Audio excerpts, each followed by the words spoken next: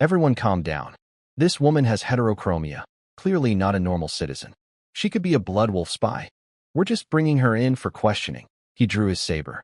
Anyone who interferes will be treated as a barbarian collaborator. That shut everyone up. Civilians versus armed soldiers. Nobody was going to be a hero. Come along quietly, pretty lady. I promise I'll be gentle. Kaiwei knew exactly what questioning meant. If she went with them, violation was the best-case scenario. Worst case, they'd kill her to cover their tracks afterward. She called them out right there in front of everyone. You're soldiers. You're supposed to protect people. Instead, you're kidnapping women off the street. You're animals. Chinhu snapped. You dare insult me? He raised his hand to slap her. Bad move. Saiwei's eyes went cold. She slipped the slap like water flowing around a stone, and her fingers shot forward like a sword thrust, striking Chinhu directly in the throat. He staggered back, choking, eyes bulging. A 3-rank warrior, caught completely off guard by a woman he'd dismissed as helpless. During my time at the front, Kaiwei hadn't wasted a single day. With her mystic-grade talent, she'd pushed herself to the edge of 2nd-rank warrior. Combined with the surprise attack, even a 100-man commander couldn't dodge it. But instead of being cautious, Chinhu doubled down. She's definitely a spy. What normal woman fights like that? Get her! His entire squad drew weapons and rushed her at once. Kaiwei had no sword. She'd gone to the market to buy a chicken, not fight a war. And she had almost no real combat experience beyond training with me on the mountain. Within a few exchanges, they overwhelmed her. A blade nicked her arm. A kick from behind sent her face first into the dirt. They pinned her down, 2 soldiers yanking her up by the arms. Scared now? Chinhu sneered. She spat in his face, then kicked him square in the groin. He doubled over, clutching himself, making sounds no man ever wants to make.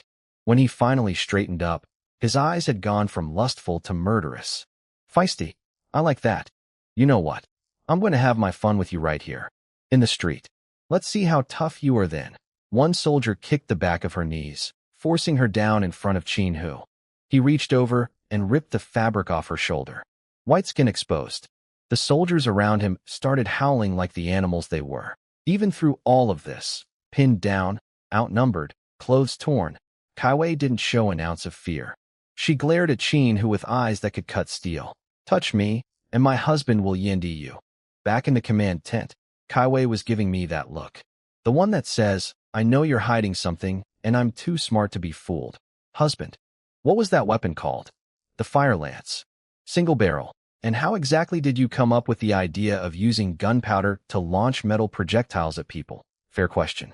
A former convict turned private somehow inventing firearms in a world that hadn't discovered them yet was suspicious. Kaiwei was brilliant enough to know this didn't add up.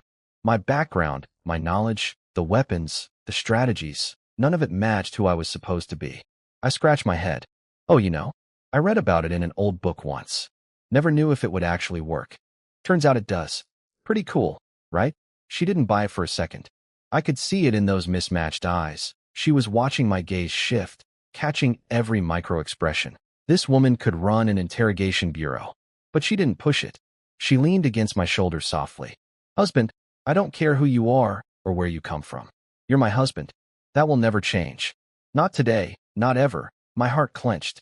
I couldn't exactly say, hey wifey, I'm actually a dead programmer from another dimension who got stuffed into a convict's body. Even if I told the truth, nobody would believe it. Better to just be more careful going forward and not invent things that were 1,000 years ahead of schedule. Meanwhile, in the barbarian lands, things were heating up. Prince Hari, who I'd been humiliating on every battlefield we met, had been training like a madman. His father, the Left Sage King, had dumped every rare medicine and treasure in the family vault into his son's body. The kid had broken through to 7th-rank warrior. The barbarian king had approved a mission to something called Ancestor Spirit Mountain, apparently some kind of legendary training ground with a 90% death rate. 8 of their best young warriors were going, including Hari, the barbarian princess Chaoyan, who was also Hari's childhood sweetheart, and 6 other elite nobles. General Li Shuo, a terrifying veteran commander, was personally escorting them. For the glory of the northern tribes. Even if we die without regret, they shouted in unison. These kids wanted revenge. Specifically against me. Every loss their army had suffered, every plan I'd ruined, it all traced back to Lin Feng. If they came out of that mountain alive and powered up, I was their #1 target. Great. More people who wanted me dead. Add them to the list. Back in Yin Pass, Marquis Zhang Qingsong and General Yin Nantian were strolling through the old commander's residence, discussing my future. The kid definitely has what it takes, the Marquis admitted. That's why I'm bringing him to the capital, but his personality.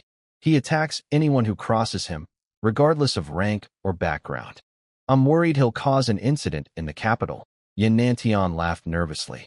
Yeah, incident was a gentle word for what I might do if some corrupt official looked at me wrong. With you protecting him, my lord, it should be fine, Yin Nantian said.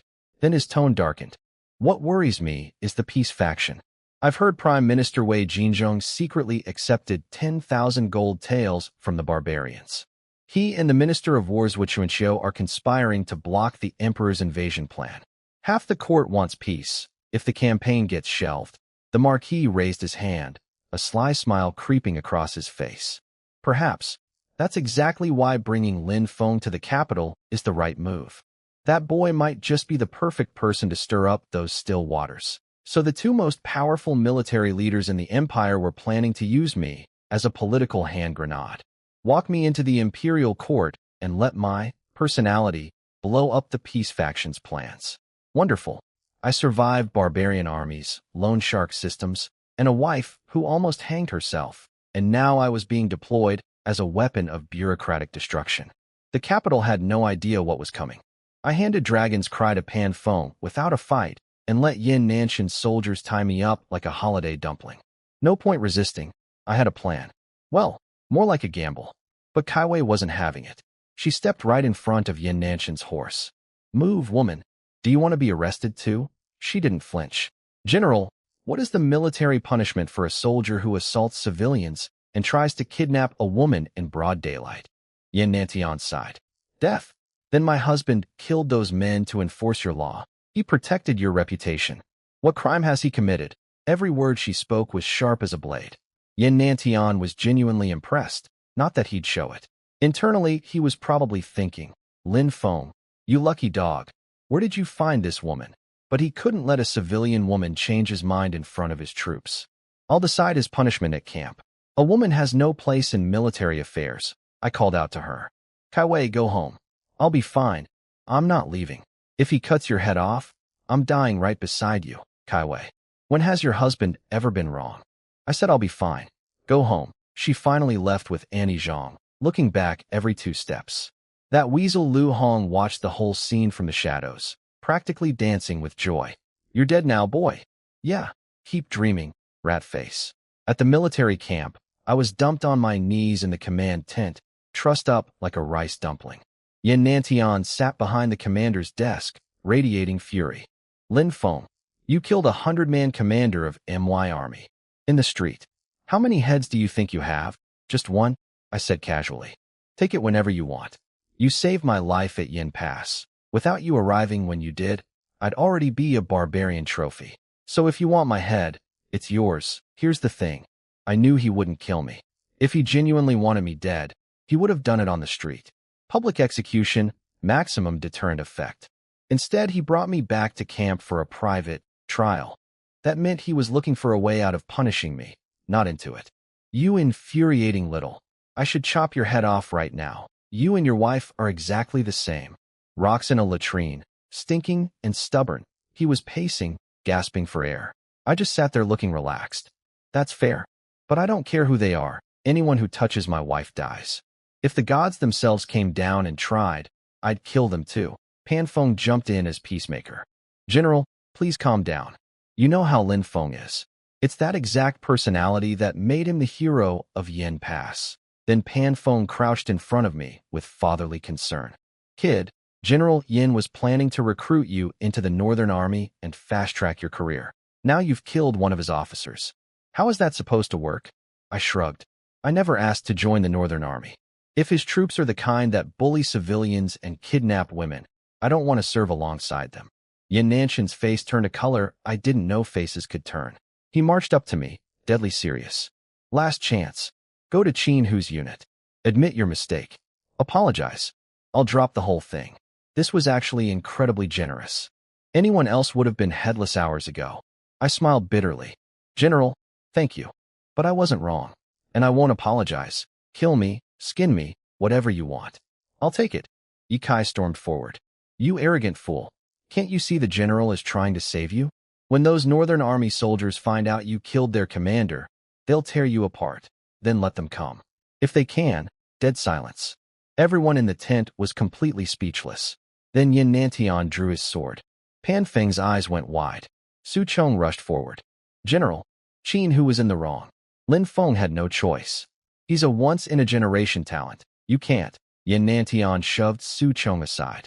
One more word, and I'll cut you down too. Su Chong wisely shut his mouth. Yin Nantian walked behind me, cold steel hovering near my neck. Lin Feng, last chance. Any regrets? My heart was hammering so hard it could have punched through my ribcage.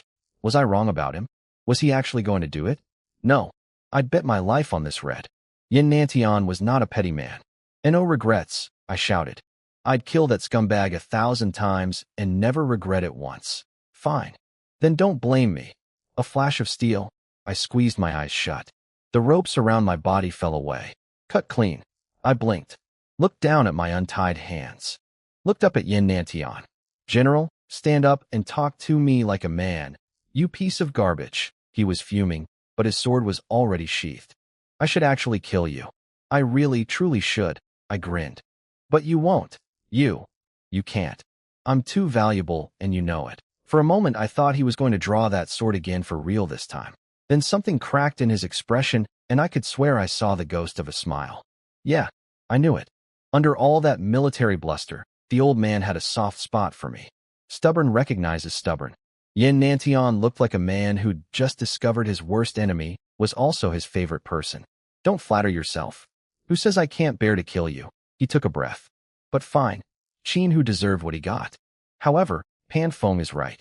After killing one of my officers, there's no way you can join the Northern Army now. Okay, that actually stung a little. The Northern Army was a field combat force. Way more action, way more killing, way more slaughter points than sitting behind garrison walls. But whatever. My career was just getting started. As long as my head stayed attached, opportunities would come. What a shame. Not serving under your command is truly my life's greatest regret, I said with my most sincere face. You just said you didn't want to join. Should I give you 300 military lashes first? General. We both know you'd never. He literally reached for his sword again. Pan Feng and Su Chong rushed in with the world's fakest, hold me back, routine. General, Lin Feng knows he was wrong. Yin Pass needs talent right now. Give him a chance to make up for it. Yin Nantian grudgingly stepped down. Fine, but only because of Pan Feng and Su Chong. And you'd better keep causing trouble. Go ahead and punch a hole in the sky so I have to clean up after you. Me? Cause trouble? Never. I poured him a cup of tea like the world's most obedient soldier. Your throat must be sore from all that yelling, General. Drink up. He took a sip and finally calmed down. Then he turned to Pan Feng. What rank should we give this brat? Pan Feng grinned. I need a deputy commander. Make him my second in command alongside Su Chong. Yin Nantian nearly choked on his tea. Deputy commander? With his personality? He'll chop off the county magistrate's head next. And then what do I tell the court? I scratched my head innocently. Was I really that bad in his eyes? Pan Feng couldn't argue that point. But making Lin Feng a mere 100-man commander felt criminal given my achievements. I say he's lucky to get 100-man commander, Yin Nantian declared. Su Chong jumped in. General, he's a 4th-rank warrior with archery skills that could double our garrison's fighting power if he trained others. Making him a 100-man commander is a waste, Pan Feng piled on. Without Lin Feng, Yin Pass would have fallen. Every surviving soldier saw what he did. Make him a 100-man commander and his own troops won't respect the appointment. Yin Nantian rolled his eyes. There are only 43 survivors. Who's going to complain? But the 100-man commander thing had just been to mess with me. He'd already made up his mind. Fine, 1,000-man commander. But I swear, if you cause one more incident, you're going back to being a private. Thank you, General. Absolutely. Won't happen again. 1,000-man commander. Under normal promotion rules, you needed 4th-rank warrior strength, over 1,000 confirmed kills, and at least 30 commendations. I'd been in one battle. This was an insane promotion. Then something very important occurred to me. General, one more question. What now? How much does a 1,000-man commander get paid? Su Chong answered for him. 30 taels of silver per month, 1 stone of fine rice, 3 stones of rough rice, double pay at year's end. Plus the military provides a private residence, 30 taels a month, 360 a year. Plus the year-end bonus, nearly 400 taels annually. Free food, free house. A landlord wouldn't trade for this deal. No wonder every soldier in the army was desperate for promotion. In a dynasty that valued martial arts over everything, even a lowly, 9th-grade 1,000-man commander earned more than an equivalent-rank civil official. I was mentally screaming, jackpot, jackpot, jackpot. Apparently my face was doing a very poor job of hiding my emotions, because Yin Nantian looked at me like I was the most pathetic creature he'd ever encountered. Get out of here. Go home. Let your wife know you're not dead. Again, yes, sir. Thank you, Sir. I bowed about 15 times, then sprinted out of the tent, vaulted onto a horse, and galloped toward the village at maximum speed. Behind me, Yin Nantian burst out laughing the moment I left. Look at that pathetic boy. Give him a 1,000-man commander title, and he loses his mind. 400 taels a year, and he acts like he won the imperial lottery. Pathetic. Then he turned serious. Panfong, that kid truly is something special. I'm leaving him in your hands. Train him well. He'll be needed for bigger things down the road. Meanwhile, I was riding home with the biggest grin in human history, mentally rehearsing how to tell Kaiwei the news. Honey, your husband is now a 1,000-man commander. We're getting that big house, with a courtyard, and maybe a pond, for 100 taels a year. My wife was going to flip. Back at home, Kaiwei was wearing a trench in the courtyard from pacing back and forth. Annie Zhang was helping by saying the most unhelpful things possible. Sweetie, I think Lin Feng is probably done for. He killed a Northern Army officer right in front of their general. That's basically spitting in the man's face. Kaiwei shot her a look that could freeze lava. Auntie Zhang meant well, but the woman had zero talent for comfort. I don't think it's that bad, Auntie. If the general really wanted to punish him, he would have done it on the street. Auntie Zhang nodded. That does make sense. Then, because she physically couldn't stop talking. Still though, what a shame. With his battle record, Lin Feng could have at least made Class A soldier. 2 taels a month. You two could have lived pretty well. But now, it's all my fault. If I hadn't blocked that soldier's horse, Kaiwei cut her off. As long as he comes home alive, I don't care about promotions. We could eat porridge for the rest of our lives, and I'd be happy. Hours passed. The food she'd prepared got reheated over and over. No sign of me. She was about to pack up silver and ride to the camp to bribe whoever she needed to bribe for information. Then a white horse appeared on the horizon. On it sat a man in a gleaming silver-white tiger head military uniform, the official dress of a 1,000-man commander. It was me. Also, I was carrying a whole pig's head, 2 fish, and a leg of lamb. Because priorities. Kaiwei sprinted to meet me. I jumped off the horse and swept her into my arms. Did the general punish you? Are you hurt? She was patting me down like airport security. Punish me? He was so impressed with my heroism, he wanted to keep me for drinks. But I missed my wifey too much, so I rushed back. If Yin Nantian heard me say that, he'd probably reach through dimensions to strangle me. Kaiwei noticed the uniform. Husband, what's with the outfit? Auntie Zhang's eyes went wide. Lin Feng, you got promoted? Look at that uniform. Is that a Class A soldier rank? I grinned. 1,000-man commander. Auntie Zhang's eyeballs nearly launched out of her skull. 1,000 what? In our village's entire history, we've never even had a 100-man commander. A 1,000-man commander. Does that mean the county magistrate has to bow to you? Not exactly. He's 7th grade, I'm 9th. But I'm military and he's civil. So, let's just say he won't be bossing me around.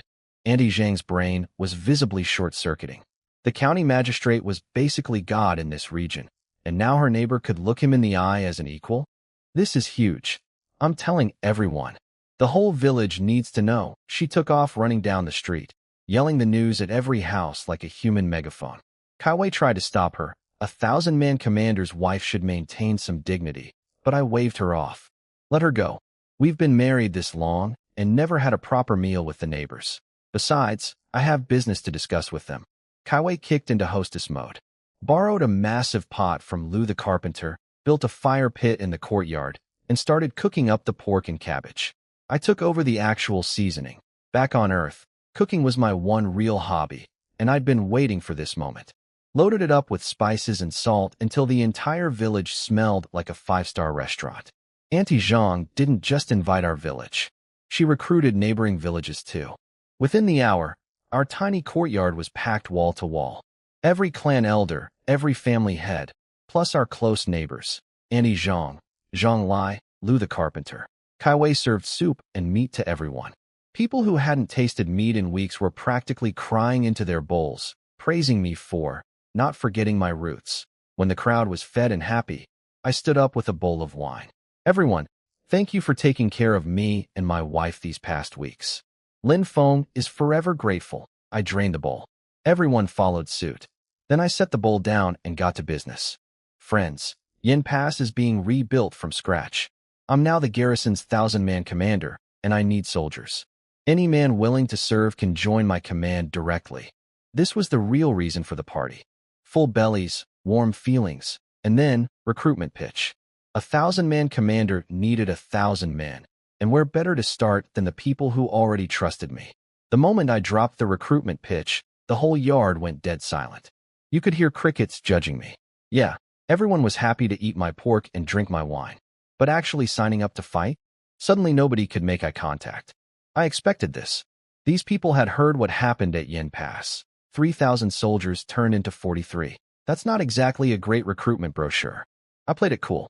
No pressure, folks. It's dangerous, I get it. I won't force anyone.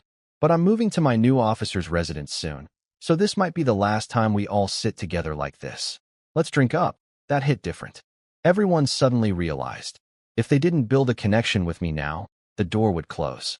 A 1,000-man commander neighbor was an opportunity that came once in a lifetime, and I was about to move to a much nicer address. Then a skinny 15-year-old kid from the next village raised his hand. Brother Lin Feng, I want to join. Will you take me? Xiao Shun. Everyone called him Doggy. Parents starved to death years ago. Survived on charity and wild vegetables. Thin as a stick, but wiry and tough. Born survivor. What's your name? Xiao Shun, sir. Nickname's Doggy. Just call me Doggy. All right, Doggy, you're in. Report to camp tomorrow. Drop my name. The kid grabbed a bowl of wine, even though he'd clearly never drunk before, chugged the whole thing, and nearly coughed his lungs out. But he was grinning ear to ear. That broke the dam. If a scrawny orphan from the next village had the guts, the local boys weren't about to be shown up. Me too. I'm in. Count me in. A few dozen young men signed up on the spot. Their parents looked worried but practical. In this era, staying home didn't guarantee survival either. At least in the army, there was food, pay, and maybe a shot at glory. Who knows, maybe one of them would pull a Lin Feng and come back as an officer. Still not enough. I stood up again. I can't promise everyone will come home from the battlefield. But I can promise this. I will never send my men somewhere I won't go myself. Every battle, Lin Feng leads from the front. Every time. Any man born under heaven who can't pick up a sword and fight for his country. What's the point of being alive? That lit the fire. More volunteers poured in until I lost count. Everyone who wants to enlist, head to the military camp tomorrow and give my name. We ran out of food and wine twice. Kai Wei and Auntie Zhang made emergency supply runs. The party lasted well past dark before the last guest stumbled home. I sat on the bed afterward, stomach doing backflips from all the drinking. Kai Wei appeared with a bowl of hangover soup like an angel of mercy. Drink this, husband. In the dim lamplight, she looked more beautiful than ever. A few sips and my stomach calmed down. Sorry for making you work so hard today, wifey. She shook her head with that sweet smile. As long as you get enough soldiers, my work doesn't matter. I pulled her into my arms. What did I do to deserve you? She brought up a practical point. The villages could maybe provide 200 or 300 recruits. A 1,000-man commander needed 1,000. Should I go recruit more tomorrow? No need. Anyone who didn't volunteer today doesn't have the guts for combat. They'd just desert on the battlefield. Yin Nantian is leaving some Northern Army troops, and will recruit from town too. It'll work out. Then I couldn't contain my excitement anymore. Wifey, for 100 taels a year. And a free house. You're never living in a thatched shack again. She leaned against me, perfectly calm. Honestly, Any life is a good life as long as I'm with you. I looked into those beautiful mismatched eyes, cupped her face, and kissed her. One thing led to another. The bed curtain came down. Clothes came off. After weeks of battlefield hell, seeing my wife like this was basically being reborn into paradise. Let's just say the neighbors probably heard some unusual sounds that night. The bed had a rough evening. Next morning, Kaiwei could barely stand up straight as she washed her face. Worth it. I packed our things onto the horse and we rode together to our new home, a real house near the military camp.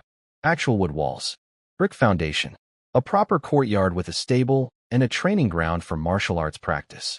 Compared to our old 3-hut, 1 outhouse, 1 depressed horse setup, this was a palace.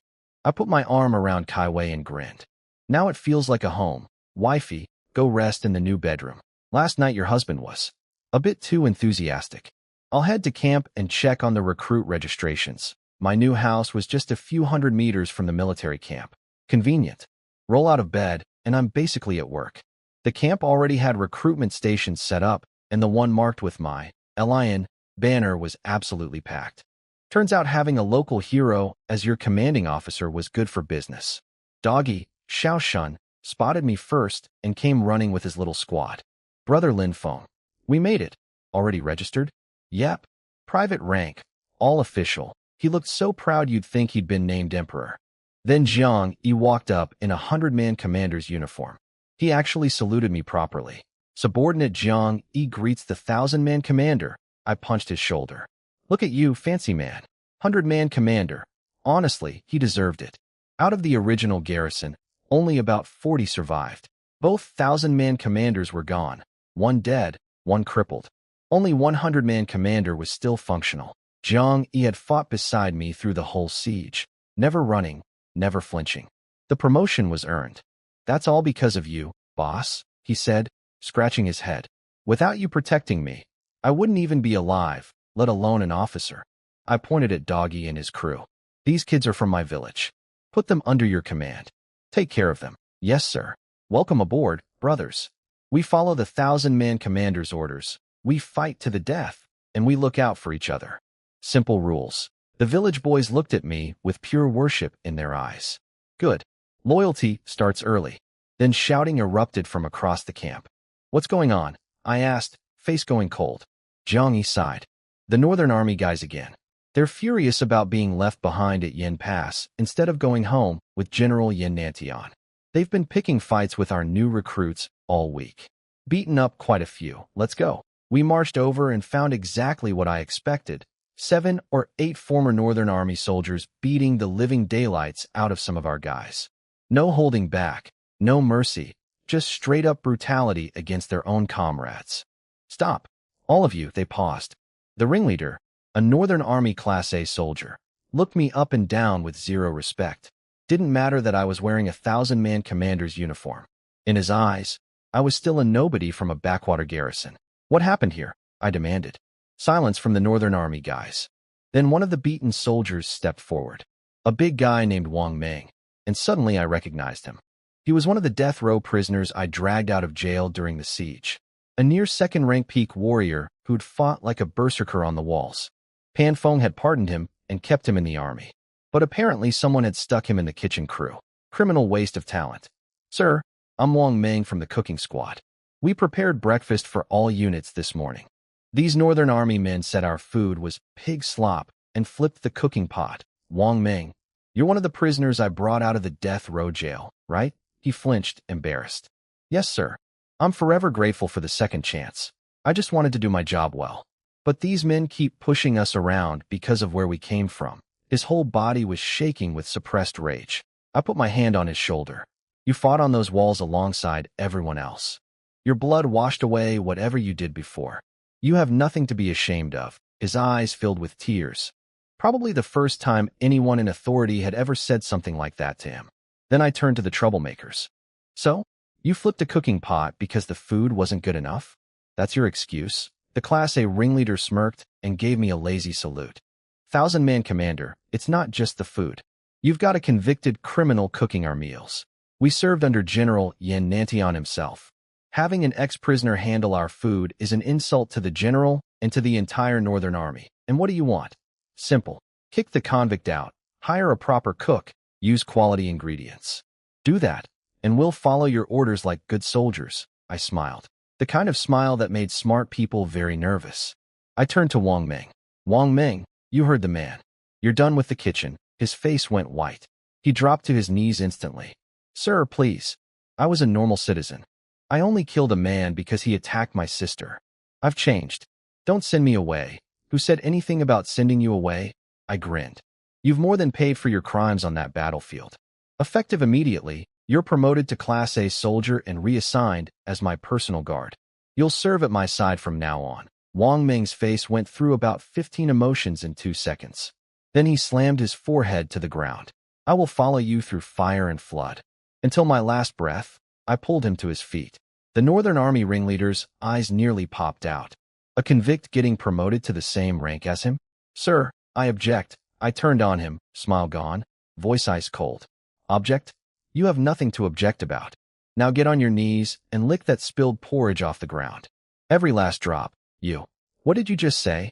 The Class A soldier looked at me like I'd asked him to eat his own boots. Every grain of rice in this army comes from the sweat and blood of common people. I will not tolerate waste. Now get down and lick that porridge off the ground. Or face military punishment. That did it. He snapped. And suddenly, a whole crowd of former Northern Army soldiers materialized behind him, including 2 of their 100-man commanders, arms crossed, watching with amused expressions. Like this was entertainment. I'm not licking anything. What are you going to do about it? With backup, he got brave again. Started running his mouth. Lin Feng, everyone knows what you are, a private who got lucky. 1 battle, 1 promotion, and now you think you're somebody? Don't make me laugh. Your 3,000 defenders were nothing but cannon fodder. 3,000 down to 40? That's not heroism. That's incompetence. We Northern Army soldiers rode 1,000 miles to bail you out. And this is the thanks we get? That crossed the line. I could handle insults about me. But calling the brothers who bled and died on those walls cannon fodder? Calling them incompetent? Men who fought to the last breath while this clown was safely marching behind Yan Nanshan's banner? My eyes went cold. Fire building behind them. Originally, I was just going to discipline you. But you insulted the dead soldiers of Yin Pass. For that, you die. His bravado cracked instantly. What are you going to do? You can't bully us. We're Northern Army. Our brothers won't stand for. I turned to face the crowd. Hundreds of resentful Northern Army soldiers staring me down, ready to mutiny at the slightest provocation. This was the moment. Handle it wrong, and I'd have a civil war inside my own camp. I kept my voice calm, steady. Brothers, I know you're angry. You fought hard, got no promotions, and now you're stuck in this dusty border town while I, a former private, outrank you. I'd be angry too. The muttering died down. They were listening. But every promotion earned by the Yin Pass survivors was paid for in blood. Fighting 10 to 1, 100 to 1. For days straight. I can promise you this. Under my command, everyone is equal. Northern Army, Yin Pass veterans, new recruits. No difference. You earn merit, you get promoted. You earn enough to surpass me? I'll hand you this 1,000-man commander title myself. Silence. The resentment was draining from the crowd like water through a cracked dam. You're stationed here by General Yan Nanshan's orders. This border has plenty of fighting ahead, plenty of chances to build your careers. I guarantee your achievements under me will be no less than what you'd have earned under the general. People were nodding now. The logic was sound. If there were battles to fight and merit to earn, what difference did it make whose banner you fought under? But what happened today? Insulting the soldiers who gave their lives for this city? That I cannot let slide. Consider this your one and only warning. From today, you are Yin Pass soldiers. You live and die with this city. The 2 Northern Army 100-man commanders, Chao Jinyuan and Hua Changzai, immediately dropped to their knees. Every Northern Army soldier followed. We obey the 1,000-man commander. Smart move. They'd all heard what I did to Qin Hu. Nobody wanted to test whether I'd do it again. The 200-man commanders stepped forward to plead for the loudmouth. Sir, he's an idiot, but it's his first offense. Please show mercy. I shut that down cold. If I let him walk, how do I face the brothers who died on these walls? General Yan Nantian himself ordered a hero's memorial built for them, and this man calls them trash. If I don't kill him, how do I maintain order? The 100-man commanders went quiet. No more arguments. The Class A soldier finally crumbled, dropped to his knees, forehead smashing the ground over and over. I was wrong. I'm sorry. I'll never do it again. Please. I looked down at him. Pathetic. Honestly, if he'd stayed defiant, if he'd stood his ground with some dignity, I might have respected him enough to spare his life. But this? Bully the weak, grovel before the strong? Worst kind of soldier. Stand up. He scrambled to his feet, eyes full of desperate hope. You think our garrison soldiers are worthless? You look down on Wang Ming because he was a prisoner? Fine. Prove it. I turned to Wang Ming. Fight him. One-on-one. If you lose, you go back to the kitchen. Wang Ming had been waiting for this. He pulled out a saber, eyes locked on his target with pure killing intent. This wasn't a sparring match to him. It was personal. I tossed a blade at the Class A soldier's feet. Show me what the mighty Northern Army is made of. The man picked up the sword with trembling hands. Whatever fighting spirit he might have once had was completely gone. He stared at Wang Ming like a rabbit staring at a wolf. I leaned close to Wang Ming and whispered, "No mercy. Kill him." From the beginning, I never planned to let this guy survive. But I needed his death to send a message. Not just any death, the most impactful death possible. And what could be more devastating to Northern Army pride than watching their man get cut down by a former death row convict? This wasn't cruelty. This was leadership. Sometimes you have to kill the chicken to scare the monkeys. And this chicken had just volunteered. Wang Ming gripped his saber and waited for my signal. Everyone backed up to give them room. The Northern Army guys started hyping up their boy Zhao Kai. Come on. He's just a convict. Killing him is like killing a chicken. You're a second-rank warrior. Show him what the Northern Army is made of. That pumped Zhao Kai back up a bit. Yeah, he couldn't beat me, but a jailbird kitchen cook? He had this. On our side. Jiang, he called out to Wang Ming. The honor of every dead Yin Pass soldier is riding on you. Don't let the 1,000-man commander down. Wang Ming's jaw tightened. Even if it costs my life, I'll restore our brothers' names. Begin. They clashed instantly. Sparks flying, blades screaming, both going for the kill. No rules, no holding back. But the difference became obvious fast. Wang Ming had survived the siege of Yin Pass. Days of non-stop combat against elite barbarian warriors. Piles of corpses, blood up to his ankles. That kind of hell either breaks a man or forges him into steel. Wang Ming came out steel. Zhao Kai? He'd spent his career under Yin Nanshan's umbrella, fighting easy battles where victory was guaranteed. He'd never faced someone who genuinely didn't care if they died as long as they took you with them. Wang Ming fought like a man with nothing to lose. Because he was a man with nothing to lose. Clang. One massive overhead strike, and Wang Ming shattered Zhao Kai's blade clean in half. Zhao Kai dropped the broken hilt and ran, sprinting toward his 200-man commanders like a child running to mommy. Help. I give up. I quit. The 200-man commanders looked at him with undisguised disgust. Wang Ming glanced at me. I gave him one look. He understood. He spun and hurled his saber like a javelin. Thunk. Straight through Zhao Kai's back and out his chest. The man looked down at the blade sticking out of him, watched his own blood pour out like a broken faucet, and face-planted at his commander's feet. Very, very dead. Complete silence. Not a whisper. Not a breath. A Northern Army Class A soldier. A second-rank warrior. Just got killed by a former death row inmate who'd been cooking porridge this morning. What was there left to argue about? 100-man Commander Chao Jinyuan stepped forward immediately and bowed. Zhao Kai was insubordinate, disrespectful to his commanding officer, and insulted fallen comrades. His death was deserved. 100-man Commander Hua Changzai chimed right in. Completely deserved. We pledge absolute loyalty to the 1,000-man commander from this day forward. Now we were getting somewhere. I pulled both men to their feet with a friendly smile. Exactly right, brothers. Let's not let one bad apple ruin our brotherhood. They nearly tripped over themselves nodding. I introduced them to Jiang Yi, making it crystal clear that Jiang Yi was my right-hand man. Any reports, any issues, go through him first. The two veteran commanders understood instantly. Jiang Yi was the inner circle. They were the outer circle. Hierarchy established without a single argument. Then I addressed everyone one final time. You're Yin Pass soldiers now. Act like it. Everyone changes into Yin Pass uniforms by end of day tomorrow. Ditch the Northern Army clothes. Anyone who refuses dies. After the Zhao Kai demonstration, Not a single soul questioned this order. Turns out people become very cooperative when they've just watched someone get a saber thrown through their chest. Later, at the command tent, Pan Feng was laughing so hard he nearly fell off his chair. Su Chong, how does that kid do it?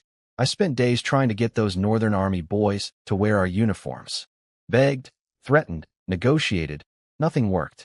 Lin Feng shows up, kills one guy, and suddenly they're all falling over themselves to comply. Su Chong poured the general a drink. That's why General Yin values him so much. The kid can fight and lead. Then Su Chong brought up the real problem. We only have about 1,000 troops. If the barbarians attack again, we're in trouble. Maybe we should have County Magistrate Lu Hong conscript civilians. General, please don't. I burst into the tent with Jiang Yi and Wang Meng behind me. Bowed properly. I was making an effort to show respect, at least in front of people. Pan Feng waved me over. Drop the formalities, kid. We're family here. Rules are rules, General. I said this while casually helping myself to his tea without asking. Pan Feng laughed. You chopped a Northern Army 100-man commander's head off in public, and you're talking to me about rules? Get out of here. Fair point. He got serious. So why shouldn't we conscript? Yin Pass just survived a catastrophe. The farmland outside is destroyed. If we drag every able-bodied man into the army, who grows the food? We can't have soldiers planting rice between battles. He thought about it. Then what's your plan? We can't defend with just 1,000 men. Simple. Raise soldier pay, offer signing bonuses, and recruit volunteers from surrounding regions. Better pay attracts better soldiers. Give me a few months, and I'll fill our ranks without forcing anyone. Pan Feng nodded slowly. Solid logic. Then he frowned. And the money for all this? Money. That was the problem. Always money. Pan Feng's headache, and now mine, was painfully simple. The army was broke. Imperial funding got skimmed at every level on the way down. Ministry of War took a cut. Provincial governors took a cut. County magistrates took a cut. By the time the money reached actual soldiers, there was barely enough to buy rice, let alone raise salaries to attract recruits. Su Chong tried to explain the system to me. The court sends funds through the county. We can't just raise pay without Lu Hong's approval. I snorted. Everyone knows the saying. 3 years as a clean magistrate, 10,000 taels of silver. Lu Hong has 12 wives.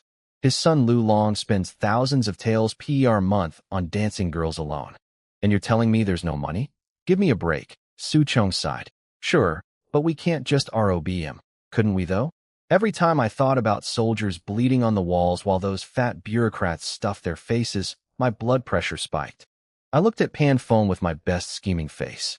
General, don't you want to squeeze those pigs a little? He was slumped over with his chin in his hand. Of course I do. But during the siege, we had an excuse. Enemy at the gates. Everyone contributes. Now the battle's over. What reason do we have to shake them down? We both sighed. Can't exactly invite the barbarians back for a rematch just to justify a fundraiser. Forget it, Pan Feng said. We'll recruit slowly. Leave Lu Hong alone before it backfires. I agreed out loud. Inside, my brain was churning. For the next several days, I was so distracted during training that I was basically useless. One evening at dinner, I was so lost in thought that I tried to shove a green bean up my own nostril. Kawei grabbed my hand. Husband, what is wrong with you? You've been spacey for days. Did something happen at camp? Are the barbarians coming back? I wish they were coming back, I blurted. She flinched. Okay, poor wording. I explained the whole funding disaster. She listened carefully, then gave me that smile.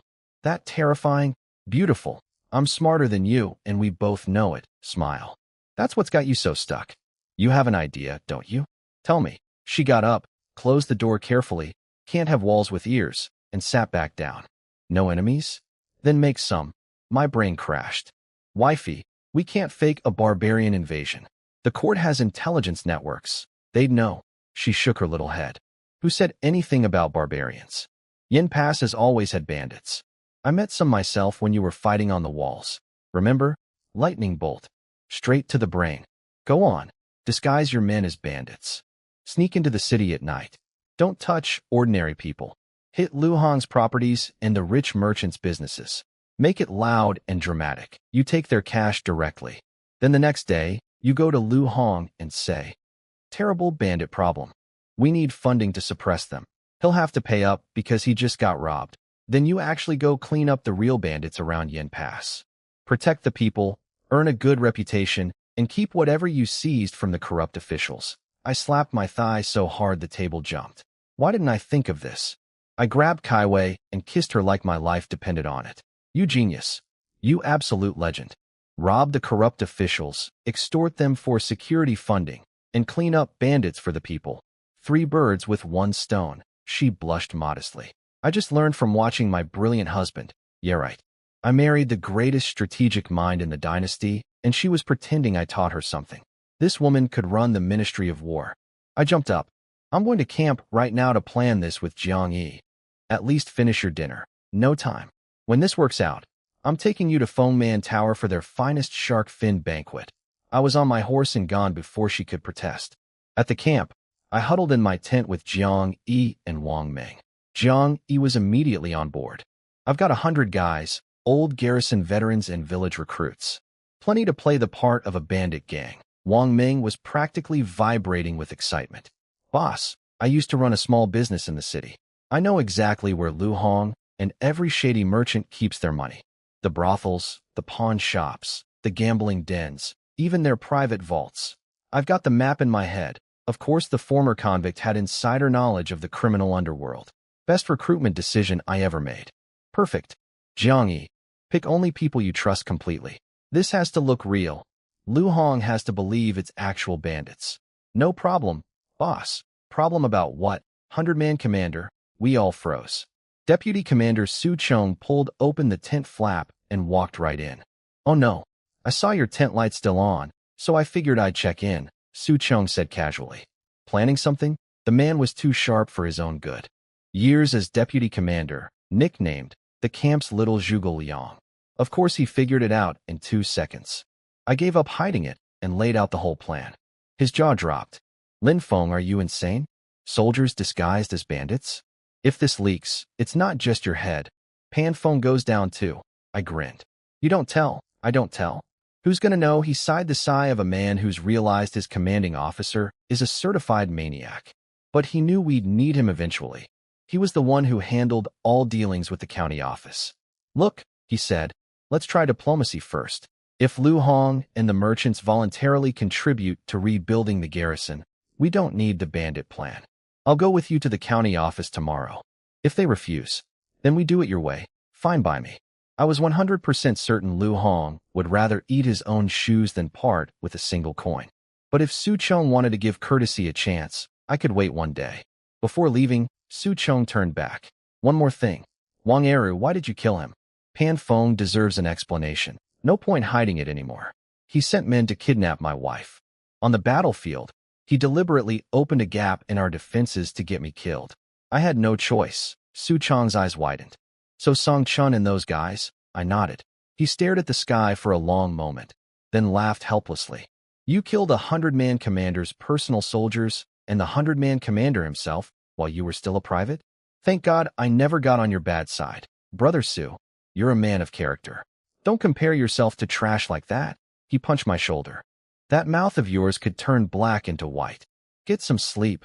Big day tomorrow. As he walked away under the moonlight, I heard him mutter, this kid's going to surpass Pan Feng someday. Next morning, Su Chong and I rode to the county office with a small escort. The moment we arrived, things got interesting.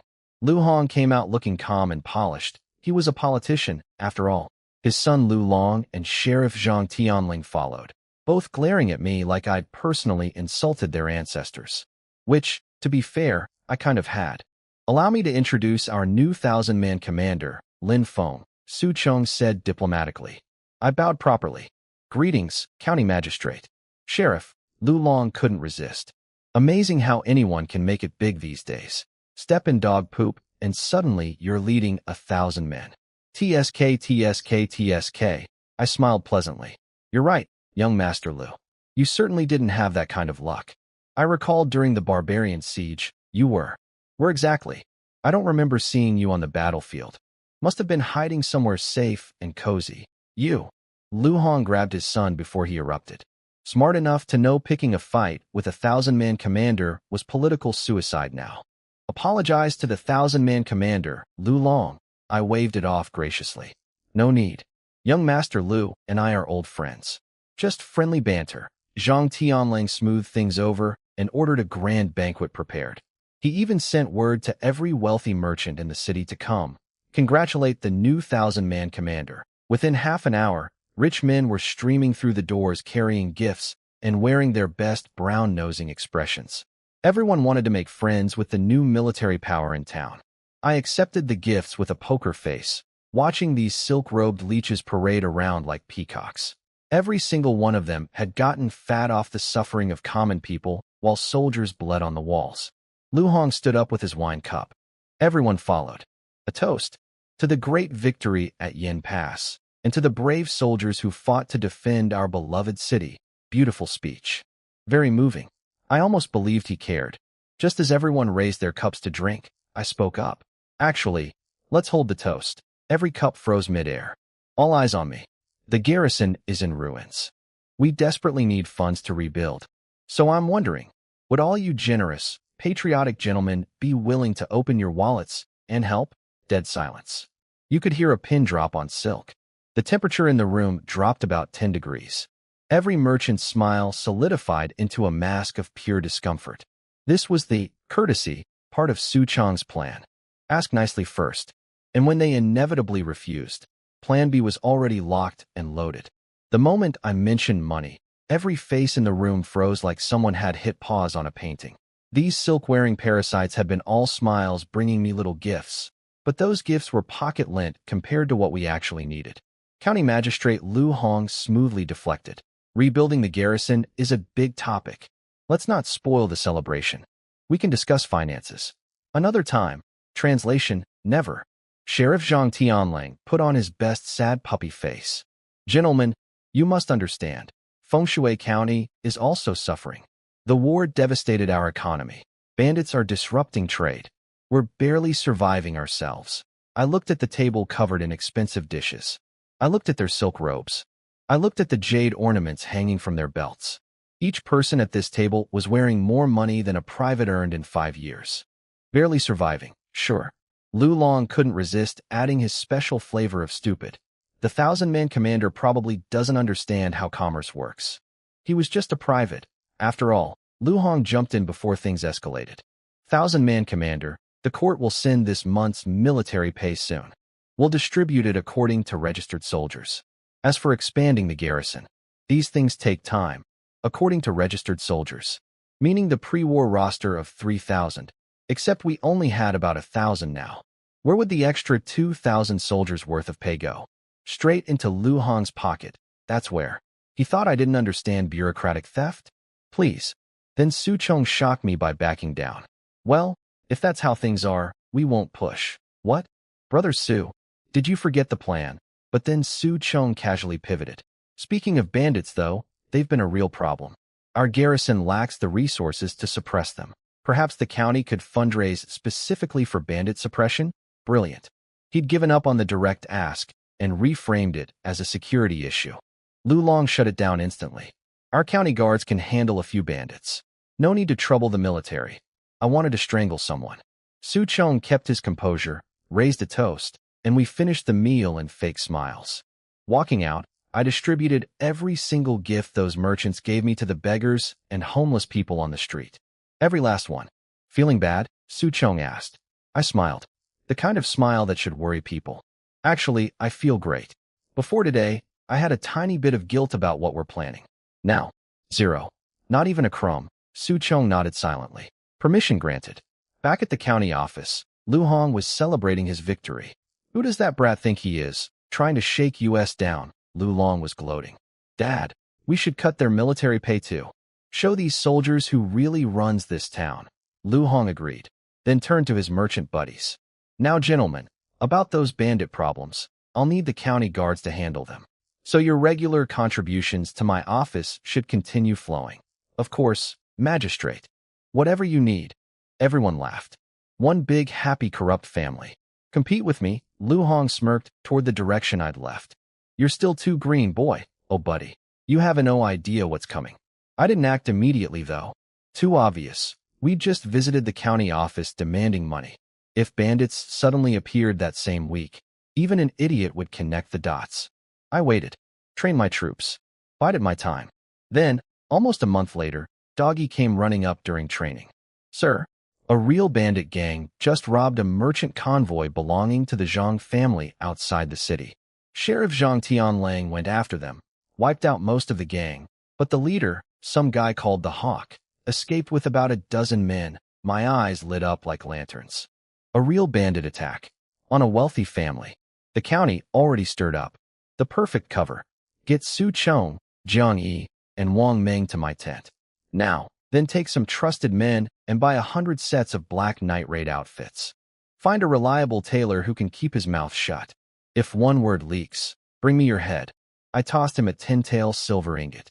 Doggy caught it with both hands, eyes burning with determination. Consider it done, sir. The clock was ticking. The Hawk was out there with his surviving bandits. The county was on edge, and a certain corrupt magistrate was about to have the worst night of his miserable life. Showtime. In my tent, everyone gathered. Su Chong, Jiang Yi, Wang Meng. Su Chong cut straight to it. So what's the plan? We disguise ourselves as the Hawk's bandits and rob the county office and merchants? I shook my head. First priority, we need to catch the Hawk before the county guards do. If we grab him first, then when we go raiding disguised as his gang, there's a real person to blame. Perfect scapegoat. And after we catch them? You're not recruiting bandits into the army too, are you? Brother Su, do I look that desperate for soldiers? The Hawk's crew slaughtered entire villages during the siege. They're pure evil. Kill them, bury them. Done. Wang Meng stepped up. Sir, let me handle tracking them down. I know every bandit hideout within 50 miles of Yen Pass. Go. And be fast. He rode off immediately. I paced my tent from afternoon until nightfall, when hoofbeats finally thundered outside. Wang Ming jumped off his horse, breathless. Found them. The Hawk and 17 survivors are hiding in a ruined temple on East Mountain. But county guards are already searching that area. They could find them any minute. Su Chong frowned. Maybe we should just wait for the next opportunity. My head shook so hard it nearly unscrewed. No way. Who knows when another chance like this comes? Then it hit me. I slapped my own forehead. Forget killing the Hawk. New plan. We become his reinforcements. Su Chong blinked. Then his eyes went wide as the pieces clicked. If the county guards attack the Hawk and suddenly get ambushed by a massive bandit force appearing from nowhere, they'll be convinced there's a powerful bandit army operating in the region. That's even better than our original plan. We don't need to fake an attack on the city. The county officials will witness the bandit threat with their own eyes. Jiangyi, mobilize the strike team. Everyone into night raid outfits. Move to East Mountain Temple. Double time. Meanwhile at the temple, the Hawk, the bandit chief, was lying on a rock whining about wanting honey water. His lieutenant told him they had nothing but blood left. Real motivational stuff. The Hawk and his second-in-command, Sand Tiger, were at each other's throats. Sand Tiger had warned him not to rob the Zhang family's convoy. They were under the county magistrate's protection. But the Hawk got greedy, lost 60 men, and didn't even score a single copper coin. I told you not to hit that convoy. Don't tell me what to do. I'm the boss here. Right in the middle of their shouting match, a lookout ran in screaming. County guards. They found us. They're almost here. The Hawk's legs gave out. He just sat on the ground, mouth open, brain empty. Sand Tiger slapped some sense into the situation. We fight. Set traps around the temple entrance. If we're dying anyway, let's take some of them with us. They scrambled to set up what crude ambushes they could with 17 exhausted bandits. Outside, Sheriff Zhang Tianlang was leading the assault. And guess who came along for the glory ride? Lu Long, the magistrate's precious baby boy, dressed up in armor he'd probably never worn before, ready to capture the Hawk personally. This was all political theater. Lu Hong wanted his useless son to claim credit for catching a famous bandit, then use that military achievement to get him a cushy government position. Classic nepotism. No danger at all, young master, Zhang Tianling assured him. 17 starving bandits versus 100 armed guards? It's like stepping on ants. Lu Long was already daydreaming about his promotion. Once father recommends me to the provincial governor, I'll be on the fast track. And I won't forget your help, brother Zhang. Zhang Tianling smiled through his jealousy. Another incompetent rich kid riding daddy's coattails to power while he'd slaved away for years as a measly sheriff. He waved his hand. Attack. Kill every bandit you see. Leave the hawk alive for young Master Lu. 100 county guards charged up the mountain toward the temple. They had no idea that somewhere in the darkness behind them, 100 soldiers in black were silently closing in. Showtime. The county guards kicked open the temple door and immediately got smashed by a swinging log trap. First guy through went flying like a rag doll. The rest hesitated until Zhang Tianlang screamed at them to charge. They poured in, took more casualties from traps, and then the Hawk's desperate bandits came roaring out swinging. Kill. Kill one, and we break even. Kill two, and we're in profit. 17 starving outlaws fighting like cornered animals actually pushed back 100 county guards. Desperation is one hell of a drug. Zhang Tianlang couldn't let this operation fail. Lu Long's entire political career depended on it. 5 taels of silver per bandit killed. 100 taels and a promotion for whoever captures the hawk alive. That did the trick. The guards charged with renewed greed and started overwhelming the bandits. The hawk was bleeding from multiple wounds, staring at the sky. Is this really how I die? That's when we arrived. 100 riders in black, thundering up the mountain like a dark tidal wave. Swords drawn, horses at full gallop, absolutely terrifying. I cupped my hands and bellowed in my deepest voice. Hawk brother. It's me, your second brother Sand Tiger. I brought reinforcements. Inside the temple, the real Sand Tiger stood there with the most confused expression I'd ever seen on a human face. Sand Tiger? But I'm Sand Tiger. Then who am I? Beautiful. Pure comedy. My men hit the county guards like a wrecking ball. One charge, and they scattered like cockroaches. These guys had spent years bullying peasants under Lu Hong's umbrella. They had zero experience against real fighters. Heads got trampled under hooves. It was ugly. Retreat.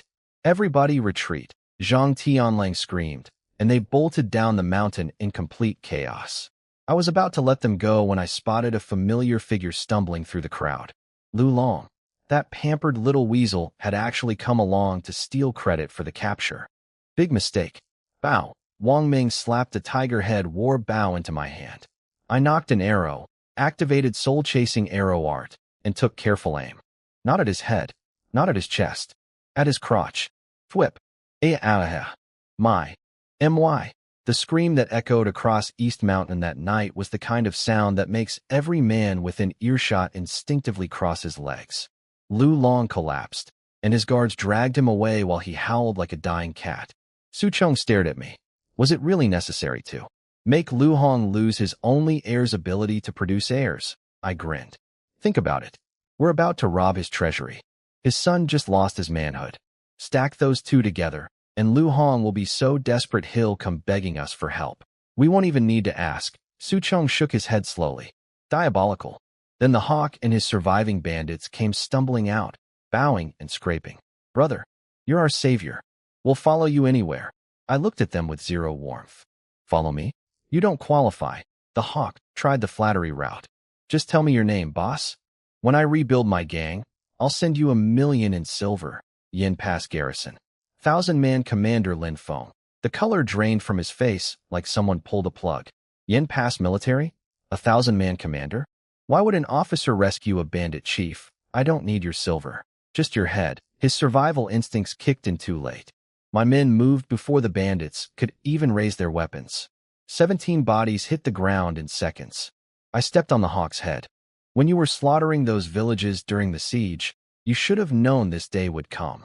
Dying under Yin Pass blades is better than you deserve. What about the bodies? Jiang Yi asked. Bury them here. Bury the bodies. But cut off the leaders' heads and bring them back. Store them in the cellar. Jiang Yi looked confused. What do we need dead heads for? I patted his head like a puppy. Sometimes, dead men are more useful than living ones. He'd understand soon enough. Back at the county office, Lu Long's screams had been echoing for hours. The doctor came out with bloody hands and delivered the news every father dreads. Your son will live. But the damage to his vital area, I'm afraid producing heirs will be difficult. Lu Hong's eyes rolled back and he fainted on the spot. When they revived him, his first words were pure venom. Zhang Tianlang. Find those bandits. Kill them all. Tear them apart. Zhang Tianlang agreed, then cautiously suggested. Sir, those bandits had serious numbers. Maybe we should ask the garrison for help. Absolutely not.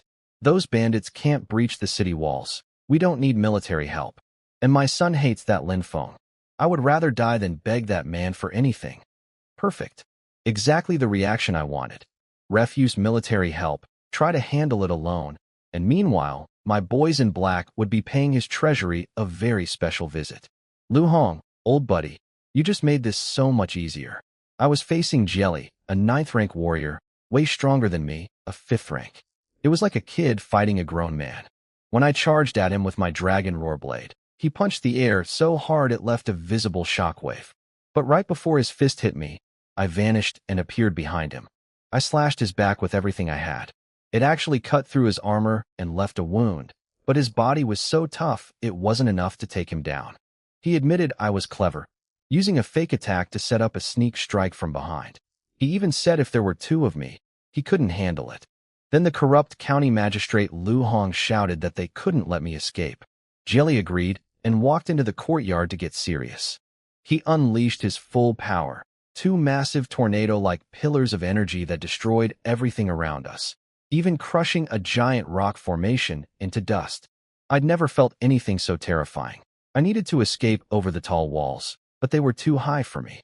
That's when my system chimed in, offering me a movement technique called Cloud Ladder Steps for 200,000 kill points. Total robbery. The system was basically scamming me in a life-or-death moment. But I had no choice, so I bought it. The technique flooded into my mind instantly. I pumped energy into my legs and leaped right over the high walls, light as a bird. Jelly was shocked, but he wasn't giving up.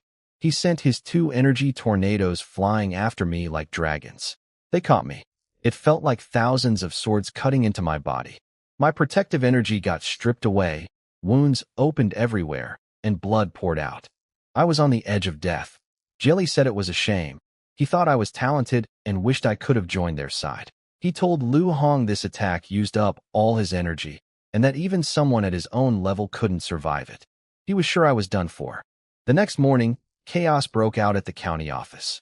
The 4 biggest wealthy families in Fengshui County, the Zhangs, Wangs, Lis, and Zhaos, all showed up complaining about being robbed overnight. One lost 70,000 silver taels from his gambling house. Another lost 110,000 from his brothel, plus his VIP customers got beaten up. A third lost 200,000 from his money shop. They were all miserable, waiting for County Magistrate Lu Hong to fix things. Lu Hong finally came out looking like he'd aged decades overnight. He could barely muster any energy. After all, his own treasury had been raided too. When Li Yuanfeng, head of the Li family, questioned why bandits were still running wild after Lu Hong had supposedly wiped them out, Lu Hong got angry. But Li Yuanfeng had powerful relatives in the capital, so he wasn't easily intimidated. Then a servant rushed in to tell Li Yuanfeng that their grain warehouse outside the city had also been robbed. That grain was meant for illegal trade with the northern barbarians, a business that kept the Li family rich. Li Yuanfeng panicked and threatened to go directly to General Pan Feng at Yin Pass for help. The other families backed him up. They were all just middlemen for powerful people in the capital, and if those big shots' profits dried up, the consequences would be severe. Lu Hong snapped at them to shut up, then agreed to go see Pan Feng himself. He told them to forget about getting their stolen money back. The soldiers would keep whatever they found. Consider it the price of peace, he said. Lu Hong rushed to our military camp. When his carriage arrived, my buddy Guzzi was on guard duty and refused to let them in without proper authorization. The county officer Zhang Tianlang got angry and tried to pull rank, but Guzzi and the soldiers surrounded them with weapons drawn. It was pretty entertaining. Then Zhang Tianlang spotted me walking by with Jiang Yi and started shouting my name. I strolled over with a little smile. He complained about my soldiers being disrespectful, hoping I'd scold them. Instead, I used the chance to mention how our garrison was short on food and supplies, how our fighting strength was low, and how we had to be extra cautious. Because of the barbarian threat, Zhang Tianlang rolled his eyes. He knew I was setting the stage for General Pan Feng to demand a big price for helping them. I let them in, but made Lu Hong get out of his carriage and walk, since this was a military zone. Lu Hong was fuming when I made him get out of his carriage and walk into camp, but he had no choice. He needed our help. When he entered the main tent, General Pan Feng put on a big show of being surprised and welcoming. Then he immediately started complaining about not having money for soldier wages. Lu Hong cut straight to it and had Zhang Tianlang place bank notes on the table. 3 months of military pay, all at once. Pan Feng acted grateful and sent the money off to be distributed to the troops. Then Lu Hong stood up and got serious, telling Pan Feng it was time to send soldiers to deal with the bandits. But Pan Feng played dumb, pretending he had no idea what Lu Hong was talking about. He even turned to me and said to prepare for a possible barbarian attack. Lu Hong was about to explode. Zhang Tianlang stepped in and explained that wealthy families in the city had been robbed by bandits. I jumped in with a big smile and reminded them that Lu Hong had personally said just days ago that bandits were no big deal and the county could handle them on its own. Their faces went dark. Zhang Tianlang tried threatening us, saying he'd report to the governor if we didn't help. Pan Feng laughed that off.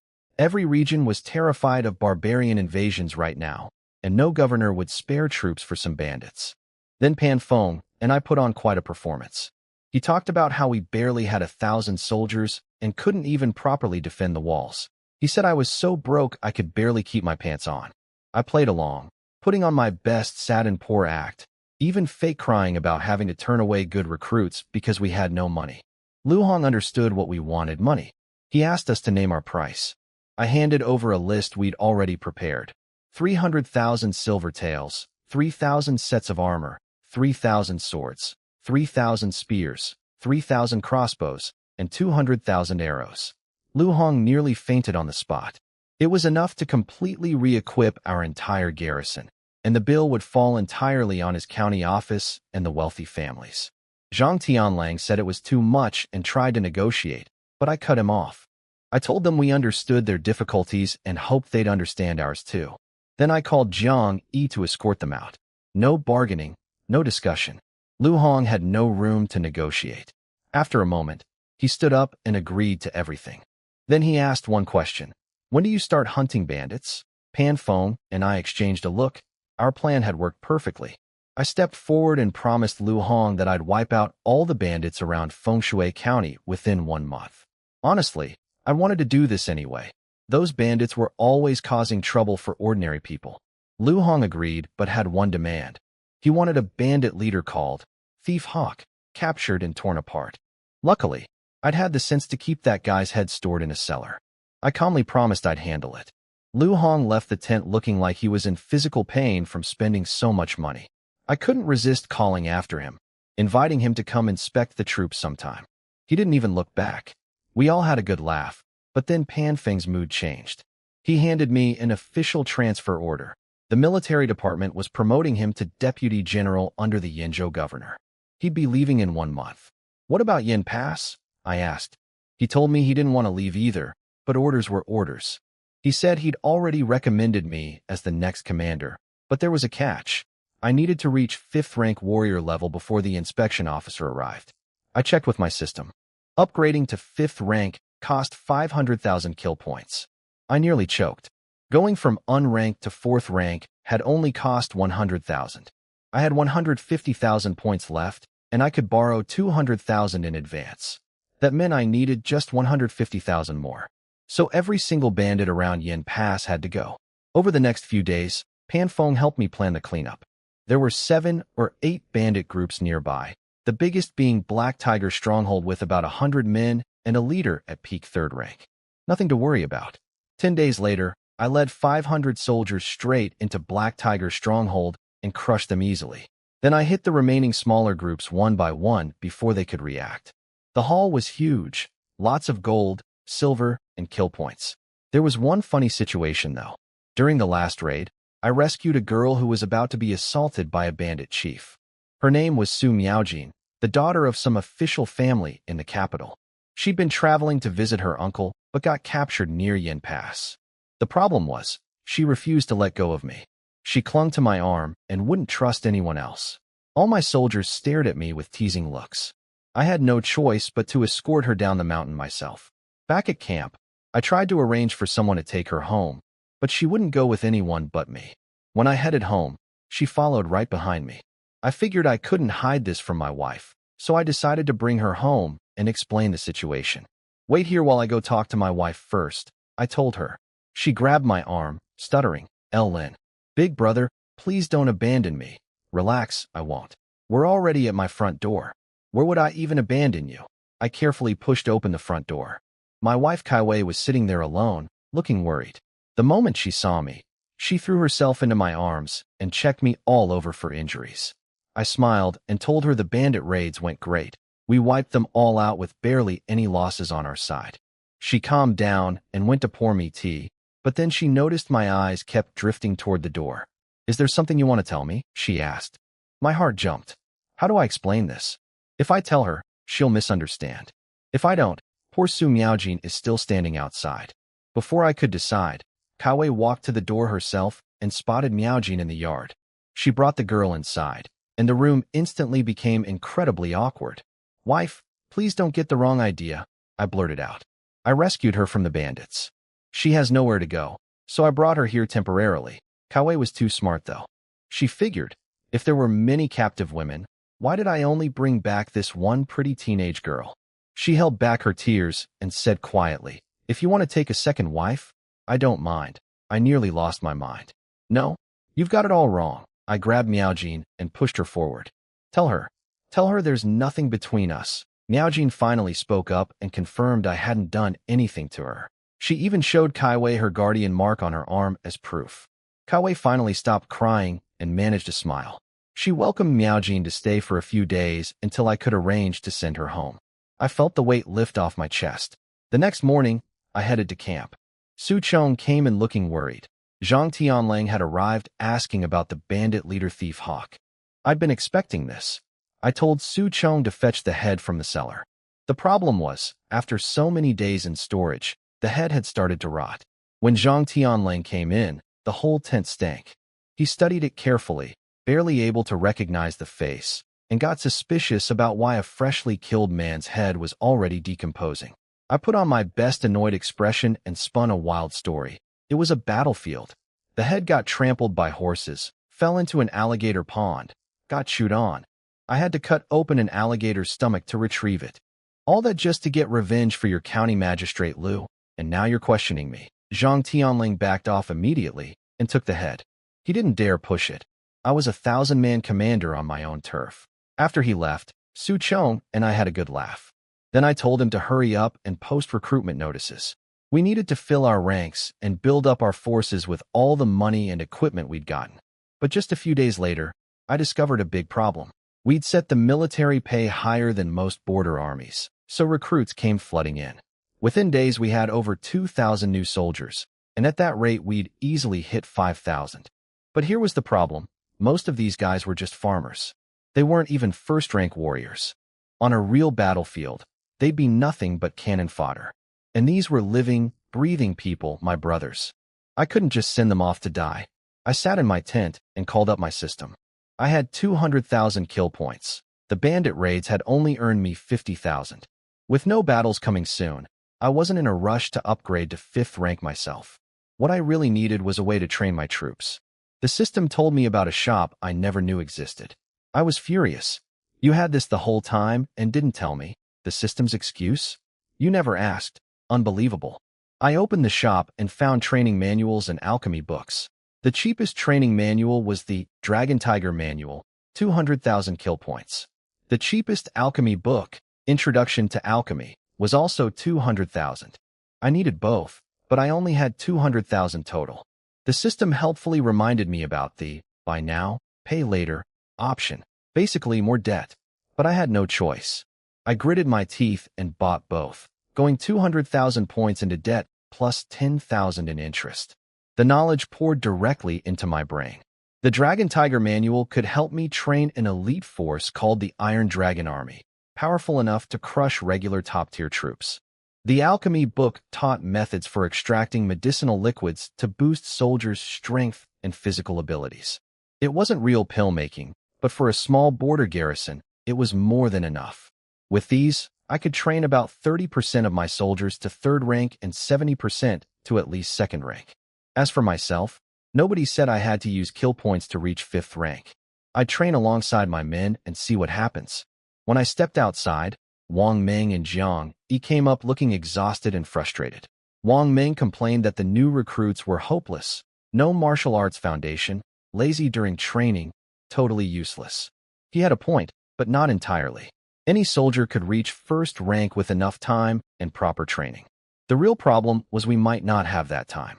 War could restart any day, and if our troops were still this weak, it would be a disaster. I could see Jiang Yi looking at me with that familiar expression, like he was counting on me to pull off another miracle. He was a captain now, responsible for his men's lives. Wang Ming led my personal guard unit and felt the same pressure. Both of them had been carrying this weight for days. I was surprised when Lu Hong himself showed up to rescue the situation. He claimed Zhang Tianlang had been on a secret mission under his orders and asked why we were stopping him from entering the city. I looked at Lu Hong and asked what kind of secret mission required disguises to sneak back into your own city. Unless there's something shady going on, I added. Zhang Tianlang started yelling at me, but I shut him down with one shout. Lu Hong got nervous. If whatever Zhang Tianlang was carrying got exposed publicly, it could mean big trouble. He softened up, came over to me, and quietly begged me to let it go. He even slipped me a 5,000 tael banknote, patting my hand and telling me to buy drinks for the boys. I pocketed the money, then dropped the smile. What if I insist on checking? Lu Hong exploded. I'll report you to the higher-ups. Go ahead, I said. Then I ordered Zhang Tianlang to open the box. To everyone's surprise, Zhang Tianlang agreed. He opened the wooden case, and inside were 3 animal organs. The kind men use for, well, vitality. Su Chong coughed and said, so it really is local specialty goods, giving Lu Hong a knowing look. I teased Lu Hong about still being so vigorous at his age. He played along, red-faced, and asked if Zhang Tianlang could leave now. I almost let them go, but then I stopped them. Wait. I called the gate guard over, the one Zhang Tianlang had slapped earlier. I turned to Lu Hong and said, your man hit my soldier for doing his job. That's slapping the face of the entire Yin Pass garrison. That's slapping my face. I need an answer for that. Lu Hong was annoyed. He told Zhang Tianlang to just apologize. But right when Zhang Tianlang was about to bow, I cut in again. No need for apologies. In our garrison, we take back what's ours the same way it was given. Gate guard, go hit him back. Everyone was stunned. A nobody gate guard slapping a county officer? Lu Hong protested, saying Zhang Tianlang was like a brother to him. I fired back, so your brothers are brothers, but mine aren't? My man was doing his job and got slapped in front of everyone. How's he supposed to hold his head up after that? The gate guard was moved to tears hearing me call him brother. I pushed him further. If you don't have the guts to do it, go home and farm sweet potatoes. That fired him up. He marched over and smacked Zhang Tianlang right across the face. The county officers drew their swords, ready to fight. I stayed calm and asked if they really wanted to start a battle between the county militia and the garrison. I reminded Lu Hong that an armed clash on his watch would be a serious crime. Lu Hong was burning with hatred, but he knew his men couldn't beat real soldiers even if he had 20 times the numbers. He swallowed his rage, ordered his men to stand down, mounted his horse, and rode off without looking back. Su Chong came up to me looking worried, asking if I'd gone too far. I told him plainly, I don't care if Lu Hong runs his smuggling business and gets rich off it. But if he ever shows any sign of betraying our country, I'll be the first to take his head. Meanwhile, up north, the barbarian General Li Shua was getting a report from his defeated commander Tai Su about how I'd turned the tide of battle at Yin Pass. Tai Su admitted I was only a 4th-rank warrior, but had incredible archery skills and cunning tactics. Li Shua decided the barbarian king wanted to pull back for winter but not really retreat. They'd pretend to negotiate peace, get grain and supplies from our kingdom, then attack again in spring. He gave Tai Su 5,000 more troops to hit us hard before winter set in. Back at our camp, training was in full swing. Jiang Yi was pushing the new recruits through brutal exercises, heavy loads, long runs, no breaks. The sounds of groaning and suffering filled the air. One skinny recruit collapsed, and Jiang Yi screamed at him to get up or get out. Everyone remembered what happened to the last guy who asked to quit. Jiang Yi whipped him raw and then made him train anyway. Nobody dared say the word quit anymore. 2 of my veteran officers, Captains Chao Jinyuan and Huo Changzai, were strolling around watching all this with smug expressions. They mocked Jiang Yi's training methods, calling them nonsense. Chao Jinyuan said the proper border army training was the real way, and these new recruits were useless no matter what you did with them. When real fighting came, it'd still be the old veterans doing the heavy lifting. That's when Su Chong and I walked up behind them with cold faces. They snapped to attention real quick. I asked them directly if they had a problem with my training methods. They immediately started sweet-talking me, saying everything I did was perfect. I wasn't buying it. Finally, Hua Changzai cracked under the pressure and admitted they'd been criticizing my approach. I told them I wasn't going to punish anyone for complaining. That would make me petty. Instead, I proposed something better. Let's settle this with a competition. You two train your men your way for 10 days. My new recruits train my way. Then we have a big showdown and see whose method actually works. I knew these old soldiers were stubborn. If I just forced them to adopt the new training, they'd go through the motions with bad attitudes and get terrible results. I needed them to see for themselves. When they hesitated, I poked their pride. What's wrong? Can't even accept a challenge? Aren't you supposed to be elite veterans of the Northern Army? That hit a nerve. They'd fought under the famous General Yen Nantian across many campaigns. Being mocked like that filled them with anger, which was exactly what I wanted. Chao Jinyuan cracked first. He stepped forward and said I could hit him or curse him, but I couldn't disrespect the Northern Army name. I pushed harder, asking why they'd been left behind at Yen Pass in the first place. Even the usually calm Hua Changzai got furious, telling me to just send them away if I thought they weren't good enough. I kept my cool and smiled. Whether you're good enough isn't for you or me to decide. Only the battlefield will show who's a hero and who's a coward. That did it. Chao Jinyuan accepted the challenge. 800 veteran Northern Army soldiers against my new troops. But I shook my head. 800 versus 1,000? That's not fair enough. I proposed 800 veterans against just 200 of Jiang Yi's infantry, plus 80 of Wang Meng's cavalry. They were stunned. That's what you call fair? You're clearly letting us bully the new guys. I just grinned. Who's the commanding officer here? I say it's fair. I laid out the stakes. If they won, the whole garrison trains their traditional way. If they lost, I'd break up the old Northern Army units and mix them into the new forces. No complaints allowed. I noticed during the Black Tiger stronghold raid that the veterans fought well but refused to coordinate with the new soldiers. I needed to fix that. They asked for time to discuss with their other two captains, Zhao Shanhe and Chun Hao. I waited. When all four came back, the oldest one, Zhao Shanhe, said they'd accept, but first, all four of them wanted to fight me personally. Su Chong was furious at their disrespect, but I waved him off. This is between me and them. You handle logistics, I handle training, remember? Su Chong threw his hands up. Fine. Go ahead and be crazy. Take the whole garrison with you. That actually broke the tension, and everyone laughed. These four captains had always thought they deserved the commander position, and now they finally had a chance to vent. We headed to the training grounds.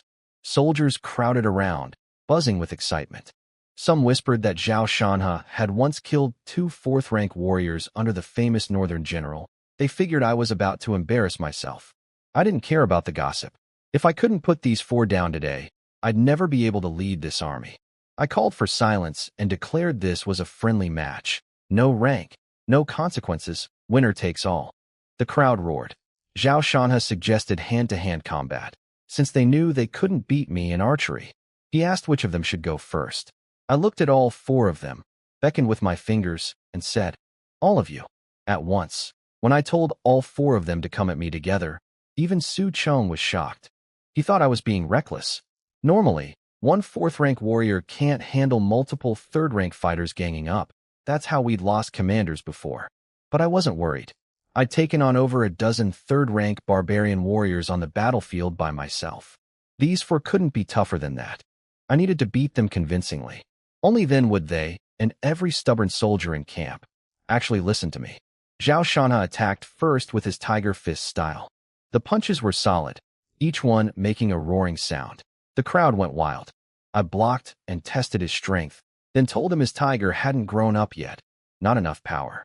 I struck his palm with a knife hand, and the pain made his whole arm seize up. The other 3 jumped in, leopard fist, dragon claw, power kick, all at once. I handled every move cleanly. They'd started out wanting to fight me one at a time like gentlemen, but once things got heated, all 4 piled on. Fists and kicks came at me like rain, but none of them could gain any advantage. Eventually, Chao Jinyuan landed his leopard fist right on my stomach. He looked pretty pleased with himself. I smiled and told him it hit about as hard as one of the girls at the local pleasure house. Everyone's jaws dropped. That punch was Chao Jinyuan's signature move. He'd once beaten a third-rank warrior so badly the guy couldn't take care of himself anymore. I flexed my core and blasted him away with a burst of energy. Then I decided it was time to end things. I unleashed my Slaughter Heaven Blade technique. A wave of invisible cutting force erupted from my hand. One move, and all three remaining fighters went flying. I asked if they wanted another round. They didn't. The truth was, I'd been holding back the entire time, and they knew it. They thought I must be at least 5th or even 6th rank. Really, it was just that my body, talent, and techniques were far beyond theirs. Zhao Shanhe led all 4 to kneel before me on one knee. We lost. From now on, we follow you without question. I pulled them up and told them I'd won by luck. They exchanged embarrassed looks. Luck? If I'd been serious, they'd be dead. Zhao Shanhe suggested we skip the army versus army competition and just train my way. But I said no. The competition still had to happen. The captains were convinced, but their soldiers weren't yet. We needed to prove it to everyone. Then I stopped them before they left. Want to get even stronger? I've got a training method that can boost every ordinary soldier's abilities quickly. It was from the Dragon Tiger manual. I'd already been using it with Jiang Yi and Wang Meng's units. Without it, the recruits couldn't have survived the intense training. Normally, only a handful of elite soldiers ever got access to martial cultivation methods. There just weren't enough resources. Hearing that I had something for everyone, the 4 captains were thrilled. They dropped to their knees again, all 4 together. The entire Yin Pass garrison follows your command. General Su Dachuan didn't think much of me. With all his 7th-rank warriors, he figured I couldn't make any real difference on the northern battlefield. But my sworn brother Yin Nantian spoke up for me, saying I could beat 8th rank and even 9th rank warriors despite only being 7th rank. He gave me a look that said, "I've got your back, bro." I smiled nervously. Big brother really wasn't afraid of stirring up trouble. Fine, let me test him then, Su Dachuan said. I immediately refused. Fighting Su Dachuan. He was one of the strongest warriors in the entire kingdom. I'm bold, but I'm not suicidal. Plus, he's on our side. There's no reason to risk my life fighting him. Su Dachuan scoffed. You think you're qualified to fight me? Then he called out for his man, Kong Wei, the leader of the Imperial Guard. I recognized him instantly as the young commander who'd rescued us before. His troops had been incredibly powerful. Kong Wei was a 9th-rank warrior. Su Dachuan told him to fight me seriously. I held up my hand. Wait, if I win, what do I get? Kong Wei laughed. You think you can beat me? I proposed a bet. If I lost, I'd give him my Earth-grade weapon. He wasn't impressed. The Imperial Guard had plenty of those. So I told him what I really wanted. The secret behind his soldiers' combined battle formation. The technique that made them fight as one unstoppable force. I'd been eyeing that ever since I first saw it. Kong Wei looked to Su Dachuan for permission. The general thought about it. If I was going to be the vanguard commander against the barbarians, teaching me would only help the kingdom. He agreed. We moved to the courtyard. Kong Wei released his full 9th-rank aura, golden energy wrapping around his halberd until it glowed. I could tell immediately, this guy was far stronger than any 9th-rank fighter I'd faced before. That white tiger assassin from before was nothing compared to him. I took a deep breath and charged up my own energy. Kong Wei's expression shifted from contempt to caution. He could tell I was different from a normal 7th-rank warrior. I swung my Tiger Roar blade and sent a massive wave of cutting energy at him. He deflected it with his golden halberd, but his hands were shaking. He couldn't believe a 7th-rank warrior had that kind of power. Yin Nantian grinned smugly at Su Dachuan. See? Told you not to underestimate my brother. Su Dachuan stayed calm. It's just the beginning. Little Su Miaojin was off to the side clapping and cheering. Lin Big Brother is amazing. Until Su Dachuan glared at her, and she shut up with a sheepish tongue stick out. Then Su Dachuan told Kong Wei to stop holding back and use everything he had. Kong Wei's expression hardened. At first he'd been worried about hurting me since I was the Emperor's chosen vanguard general. But now he realized he needed to go all out just to protect his own pride as the Imperial Guard commander. Golden energy erupted around his entire body. Lin Feng, watch closely. My wife Kai Wei had been training with the techniques I gave her, and when she showed me what she could do, I was genuinely amazed. She'd reached 4th rank warrior level. I told her honestly that in a normal sparring match, none of my officers, not Wang Ming, Jiang Yi, or any of the captains, could beat her. She was thrilled, saying she wouldn't be a burden to me anymore. But I got serious and warned her to never reveal her true strength to anyone. If people underestimated her, that would be her biggest advantage in a dangerous situation. She could catch enemies off guard and escape. She nodded and promised that besides me, nobody would ever know she was a 4th rank warrior. After her demonstration, she was a bit tired and breathing hard. I may have gotten a little distracted staring at her. She noticed and suggested we go to bed. I grabbed her hand and practically sprinted to the bedroom. She rolled her eyes, the great hero of Yin Pass, acting like this. If my soldiers saw me, they'd never let me live it down. The next day at camp, I prepared to reward the soldiers who'd fought in the Battle of Woolly City. That battle had proven my training methods worked. Casualties were remarkably low for such a major fight. Every single soldier in the garrison now respected me completely. Nobody cared anymore that I'd started as the lowest-ranked soldier. The court's rewards hadn't arrived yet, but I didn't need them. I had plenty of gold and silver from what we'd taken from Lu Hong and the wealthy families. When Jiang Yi brought me the battle statistics, even Pan Feng was amazed at how few casualties we'd suffered. "You've truly built a fearsome army," he said. I credited him for teaching me, but he waved that off. "When it comes to leading troops in battle, I'm not as good as you. That's why I'm handing Yin Pass over to you." He asked about my reward plans. I said the dead soldiers came first. Proper burials, memorial stones, and their families would receive ongoing support equal to the soldiers' pay while they were alive. Not just a one-time payment, but monthly support. Pan Feng was surprised. He'd never thought of doing that, or maybe couldn't bring himself to spend that much. But I believed loyalty had to be built through genuine care. You can't just ask men to die for you without showing them their sacrifice means something. Pan Feng smiled and said the decision was mine now. He trusted my judgment. He'd be leaving for his new post in Shuazhou any day. I told Jiang Yi to promote the living soldiers based on their battle merits, advance them to higher ranks as they'd earned. Then I said to have the current captains put together a list for new captain promotions. Jiang Yi looked worried. If new captains were coming in, what happened to the current ones? Did I think he wasn't good enough? I looked at his anxious face and shook my head. "I'm picking 5 of you to become 1,000-man commanders." Things got violent at the county office. One of the guards screamed and swung his blade at my head with everything he had. I caught the blade between 2 fingers without even using my energy. Then I shattered the sword. The pieces flew out and hit 2 other guards, who dropped to the ground bleeding and howling. The guard who attacked me turned white as a ghost. I released a wave of pressure from my core and sent him flying. Zhang Tianlang had been watching from behind, stunned. He's a 5th-rank warrior himself, but he could tell the gap between us was enormous. These county guards called themselves 3rd-rank warriors, but compared to my garrison soldiers at the same level, they were a joke. They wouldn't even qualify as basic privates in my army. Zhang Tianlang drew his sword and came at me, aiming for my stomach. He thought he had a chance since I wasn't using a weapon. Poor guy. Compared to the barbarian fighters I'd faced, he was pathetic, a bookish swordsman who'd never seen real combat. Right when he thought his strike would land, I raised a barrier of energy around my body that stopped his blade cold. Then I twisted his precious sword into a pretzel shape using nothing but my aura. His eyes nearly popped out of his skull. The ruined sword clattered to the ground. He tried to beg for mercy, but I grabbed his throat and lifted him off the ground. He was choking, eyes rolling back, barely alive. That's when Lu Hong rushed out shouting, "Stop!" The wealthy merchants followed behind him, all looking terrified. I didn't let go. Instead, I asked Lu Hong calmly, "Is this still territory of the Great Zhou Kingdom?"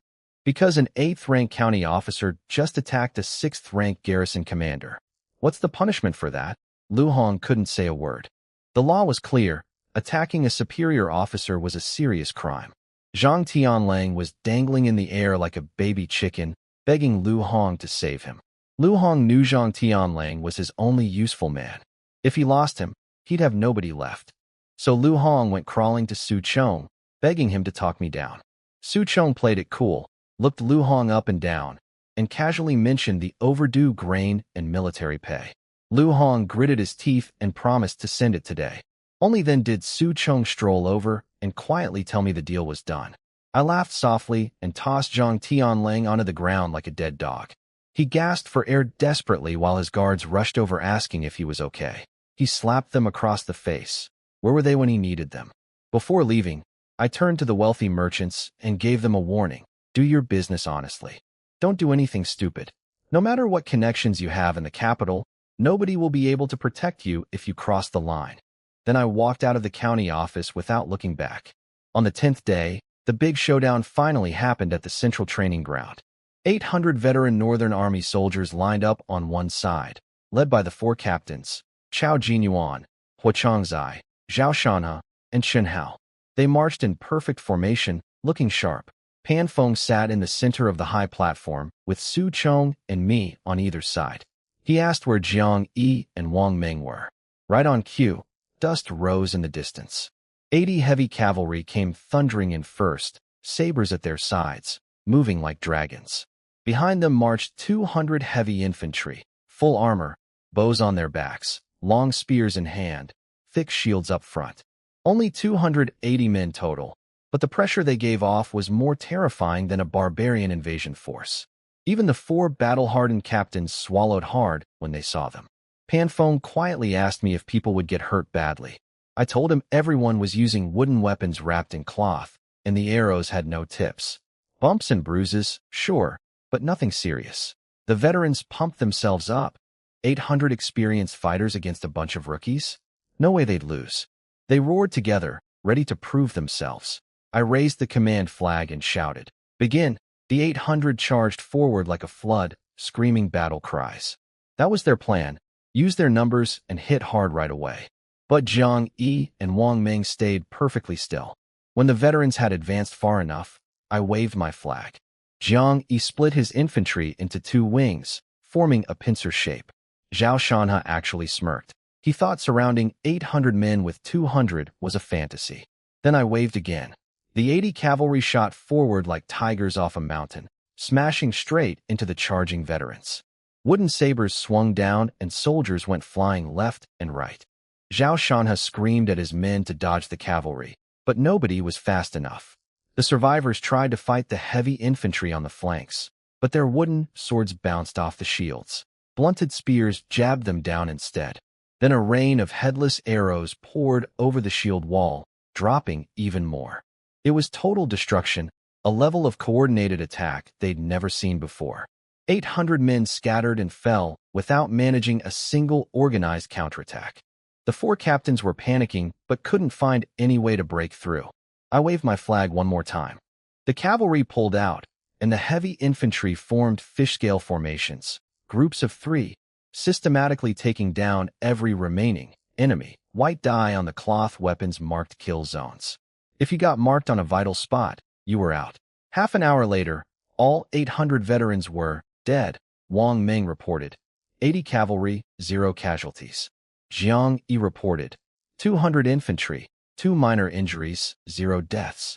Not even 300 men against 800 battle-tested veterans, and we didn't lose a single soldier. Even Pan Feng, who'd seen everything on the battlefield, stood there with his mouth open. The 4 captains looked like wilted flowers. They'd trained hard these 10 days, used the supplies I'd given them, even produced several new 3rd-rank warriors. But losing this badly? They never imagined it. Before I could say anything comforting, all 4 dropped to their knees in front of me. Zhao Shanha looked up and said, "Commander, we accept defeat completely. Break up our 800 men and spread them across all units. We have no complaints. From now on, we'll train strictly by your methods." The other 3 bowed and added, "Please extend this training to the entire army. Nobody wants to be weak." After seeing what my heavy armored troops could do, not a single person in the entire Yin Pass garrison ever doubted my training methods or military ability again. I came home with some food from a restaurant, ready for a couple days off after the intense training period. Kai Wei and Miaojin had been cleaning up the yard together. Over the past half-month, I'd been too busy to send Miaojin back to the capital, but she'd surprised everyone. Despite being from a wealthy family, she'd learned to do chores, washing clothes, pounding rice, without any complaints. Kai Wei had grown attached to her. Miaojin grabbed the food box and ran to the kitchen to heat everything up. Kaiwei walked me inside, praising how hardworking and helpful Miaojin had been. Then we heard a scream from the kitchen. Smoke was pouring out. We rushed in and found Miaojin covered in black soot, looking like a sad little raccoon. She couldn't figure out how to start the fire. Kaiwei laughed and sent her out to wash up. Miaojin sat down next to me looking miserable. She started tearing up, saying she just wanted to cook one meal for me to thank me for saving her life, but she couldn't do anything right. I told her not to worry about it. Saving her was just my duty.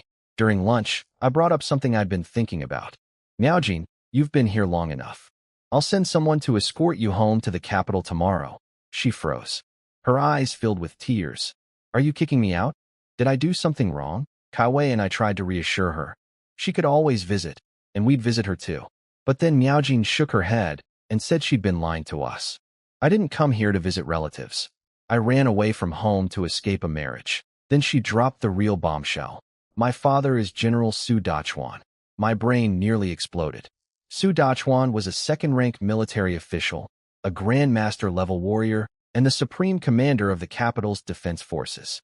One of the most powerful men in the entire kingdom. And this girl had been doing my laundry? She explained that her father had promised her to the idiot son of Left Chuanxiu, the Minister of War. The wedding was set for 2 years from now. She couldn't stand the idea of marrying a fool, so she'd run away.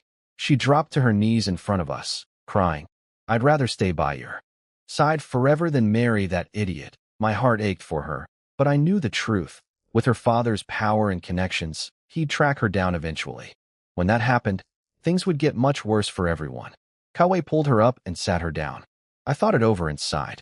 Miaojin, you can't hide forever. Your father will find you. Go home so your family stops worrying. Then I looked her in the eyes. But I'll make you one promise. As long as you don't want to marry, nobody will force you. Miaojin looked at me with tearful eyes, not sure if my promise was real or just something to make her leave. I told her straight, I'm an orphan. Since you call me brother, then you're my little sister. And I never lie in front of Kaiwei. If I made you a promise, I'll keep it. Kaiwei backed me up, telling Miaojin I always keep my word. Miaojin nodded quietly, then glanced at Kaiwei with envy in her eyes. The next morning, Kaiwei and I packed food for Miaojin's journey and gave her 100 taels of silver. I couldn't leave Yin past myself, so I sent Guzi and a squad of soldiers to escort her back to the capital. Right before she left, Miaojin jumped off the carriage, ran up, and hugged me. I froze. Didn't she see her sister-in-law standing right there? Luckily, Kaiwei didn't mind. Miaojin gave me a red jade pendant her mother had left her. She'd kept it safe even when the bandits robbed her. I knew she wouldn't rest easy unless I accepted it, so I took it. She climbed back into the carriage crying, refusing to look back. I told Guzi to take the main roads, don't cut corners, and get her to the capital safely. After they left, Kaiwei gave me a teasing look. Still watching? She's gone, you know. I turned red and insisted I was just worried about her safety. Kaiwei laughed and said she could tell Miaojin's feelings for me went way beyond gratitude. I shook my head like crazy and swore I only saw Miaojin as a sister. Kaiwei just laughed harder. Relax, I trust you completely. You're the best husband in the world. That actually made me feel even more pressure to behave. 2 days later, I took Jiang Yi, Wang Ming, and some others out to patrol the buffer zone between Yin Pass and Barbarian territory. Partly to scout for enemy activity, partly hoping to run into some stray barbarian soldiers for kill points. Jiang Yi was bored, chewing on a reed, saying he'd rather be back training. Everyone agreed. The brutal training had become addictive. They were getting stronger every day, and the muscle soreness actually felt good now. Being idle felt wrong. Wang Ming rode up excitedly and asked when we'd charge straight into barbarian homeland and wipe them out. I told him if he was that eager, I'd double his cavalry's training. His fellow riders glared at him for that one. The truth was, my men were getting strong, but we weren't ready for the barbarians' elite forces yet. No rushing things. Then I spotted something strange. A large trade caravan wearing Zhou Kingdom clothes, heading straight toward us across the open plain. Why is such a big caravan out here? I asked. Jiang Yi explained that since both sides had been weakened by the recent war, traders were smuggling goods between north and south for huge profits. Grain and cloth going north, iron and copper coming south. But something felt off. I frowned and asked, When have you ever seen a merchant caravan that spots soldiers and instead of avoiding them, heads straight for them? Everyone looked where I was pointing and realized the caravan had gotten dangerously close without us noticing. Wang Ming figured it out. They were coming straight for us. Everyone prepare. Formation. Charge, I ordered. My men drew their sabers instantly. I rode to the front. The caravan moved through us, their eyes shifting around nervously. My men held still, waiting for my command. Then someone in the caravan screamed, "Kill them!" The merchants pulled out swords and spears hidden under the camel saddles and attacked. I didn't panic. I swung my dragon roar blade and cut the nearest attacker clean in half. His hidden armor showed underneath. These were no merchants. I grinned. Finally, someone took the bait. I charged forward, cutting down 2 more. Then 5 of them rushed me at once. 1 going for my horse's throat, 2 at my legs, 2 at my head and chest. My horse kicked 1 attacker flying. I grabbed a spear with 1 hand, split another man's skull with my blade, then caught 2 more spears under my arms and threw both attackers through the air. They hit the ground dead. My system confirmed it. 5 third-rank barbarian elite scouts killed. Just as I suspected, barbarian spies disguised as traitors. Jiang Yi and the others were handling themselves fine against the weaker ones, so I focused on the group regrouping ahead. Most were third-rank warriors, but their leader was 4th rank, same level as me. 3 more rushed me with tricky footwork and dragon-like spear techniques. I cut through them in 1 sweep. 3 more heads hit the dirt. The spy leader realized they'd run into someone dangerous. His men whispered that Yen Pass only had 1 4th-rank warrior, the infamous soldier who terrorized the Blood Wolf army and wounded the 7th-rank commander Tai Su. The leader didn't care. Even if he's that killing god, we end him here. He's the same rank as me. He doesn't have an extra head. He charged with a massive curved barbarian blade. I'll give him credit, he was fast. His blade moved so quick it created dozens of afterimages. In a flash, he sliced my horse into pieces beneath me. I jumped clear unhurt. His blade had passed right through the horse and hit my chest, but did nothing. My body was far tougher than he expected. I saw confusion flash across his face, and I gave him a look of pure contempt. That drove him crazy. But before he could finish his threat, I appeared in front of him like a ghost and drove a front kick straight into his chest. His protective energy crumpled under my foot. He flew dozens of meters and crashed onto a camel, which exploded in a mess of blood and flesh. He staggered up, covered in blood, barely standing. I told him coldly, "Just because you can cut a horse doesn't mean you can cut me." He stared at me, completely lost. We were the same rank, but my body, my power, my combat ability, all of it was on a completely different level. Fear filled his eyes. After a moment, he screamed, "Retreat! Retreat!" A little late for that. I vanished, reappeared beside him, and swung my blade. His head flew into the sky, then came crashing down and burst apart like a ripe watermelon. The system chimed. Barbarian Scout Squad leader killed, 4th-rank warrior, for 100 kill points earned. After killing their leader in 2 moves, I looked around at the remaining barbarian scouts. They were frozen with fear. Their mission had been to sneak into Yen Pass disguised as merchants, assassinate our senior officers, and cause panic. Instead, they hadn't even seen the city walls and were nearly wiped out. They couldn't decide whether to run or surrender. I didn't give them time to think. I charged in and cut them down 1 by 1. Against someone who could casually kill a 4th-rank warrior, they didn't stand a chance. One last scout tried to escape on a camel, desperate to report back. I raised my dragon roar blade, aimed carefully, and threw it. The blade flew hundreds of meters in a near-perfect straight line and punched right through him, pinning him and his camel to the ground. Nobody escapes from me. I pulled my blade out of his back and walked over to check on Jiang Yi and the others. They'd done great, working together with proper tactics, covering each other, using cavalry coordination. They'd taken down 27 third-rank barbarian warriors among just 9 of them. That's 3 elite enemies per man. Before my training, they would have panicked and fought solo, probably taking casualties. Now they were a real team. Wang Ming noticed I'd personally handled about a dozen enemies, including a 4th-rank warrior. They were impressed, but I waved it off. "Collect all the heads," I ordered. Jiang Yi looked disgusted. "What do we need those for?" I smacked him on the head. "We turn them in at the county office. 20 silver taels per barbarian killed outside of wartime. You didn't know that?" Suddenly nobody minded the dirty work. I also told them to round up the camels. They were worth good money too. We needed every coin for drug baths, heavy armor, horse purchases, and expanding the cavalry. My horse had been killed in the fight, so I rode a camel back, much slower. On the way, Jiang Yi asked what kind of barbarians these were. I'd noticed their hidden armor was high quality. Based on their equipment, these were royal-class elite scouts. Everyone gasped. Royal-class elites had never appeared near Yin Pass before. Something big was coming. Everyone was shocked about royal-class elites showing up near Yin Pass, but we'd all been through enough bloodshed that the surprise wore off quickly. Wang Ming joked that our little outpost had become a hot target. I figured it was because we'd made a name for ourselves during the siege defense.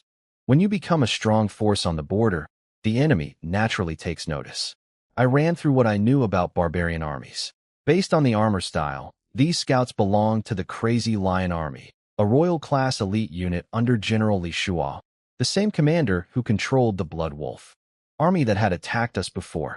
Li Shuo was a Grand Master-level warrior, known as One Pillar of the North. He had both royal-class and imperial-class elite troops under him. The guys were stunned. A Grand Master was many times stronger than even our northern general. Being on this person's radar was terrifying. I ordered 30 cavalry and 80 infantry to start patrolling the buffer zone daily. Not a single barbarian scout could be allowed to sneak into our city. Back at camp that evening, I reported everything to Pan Feng. He was shocked. 48 scouts killed, all 3rd rank or above, including one 4th rank warrior.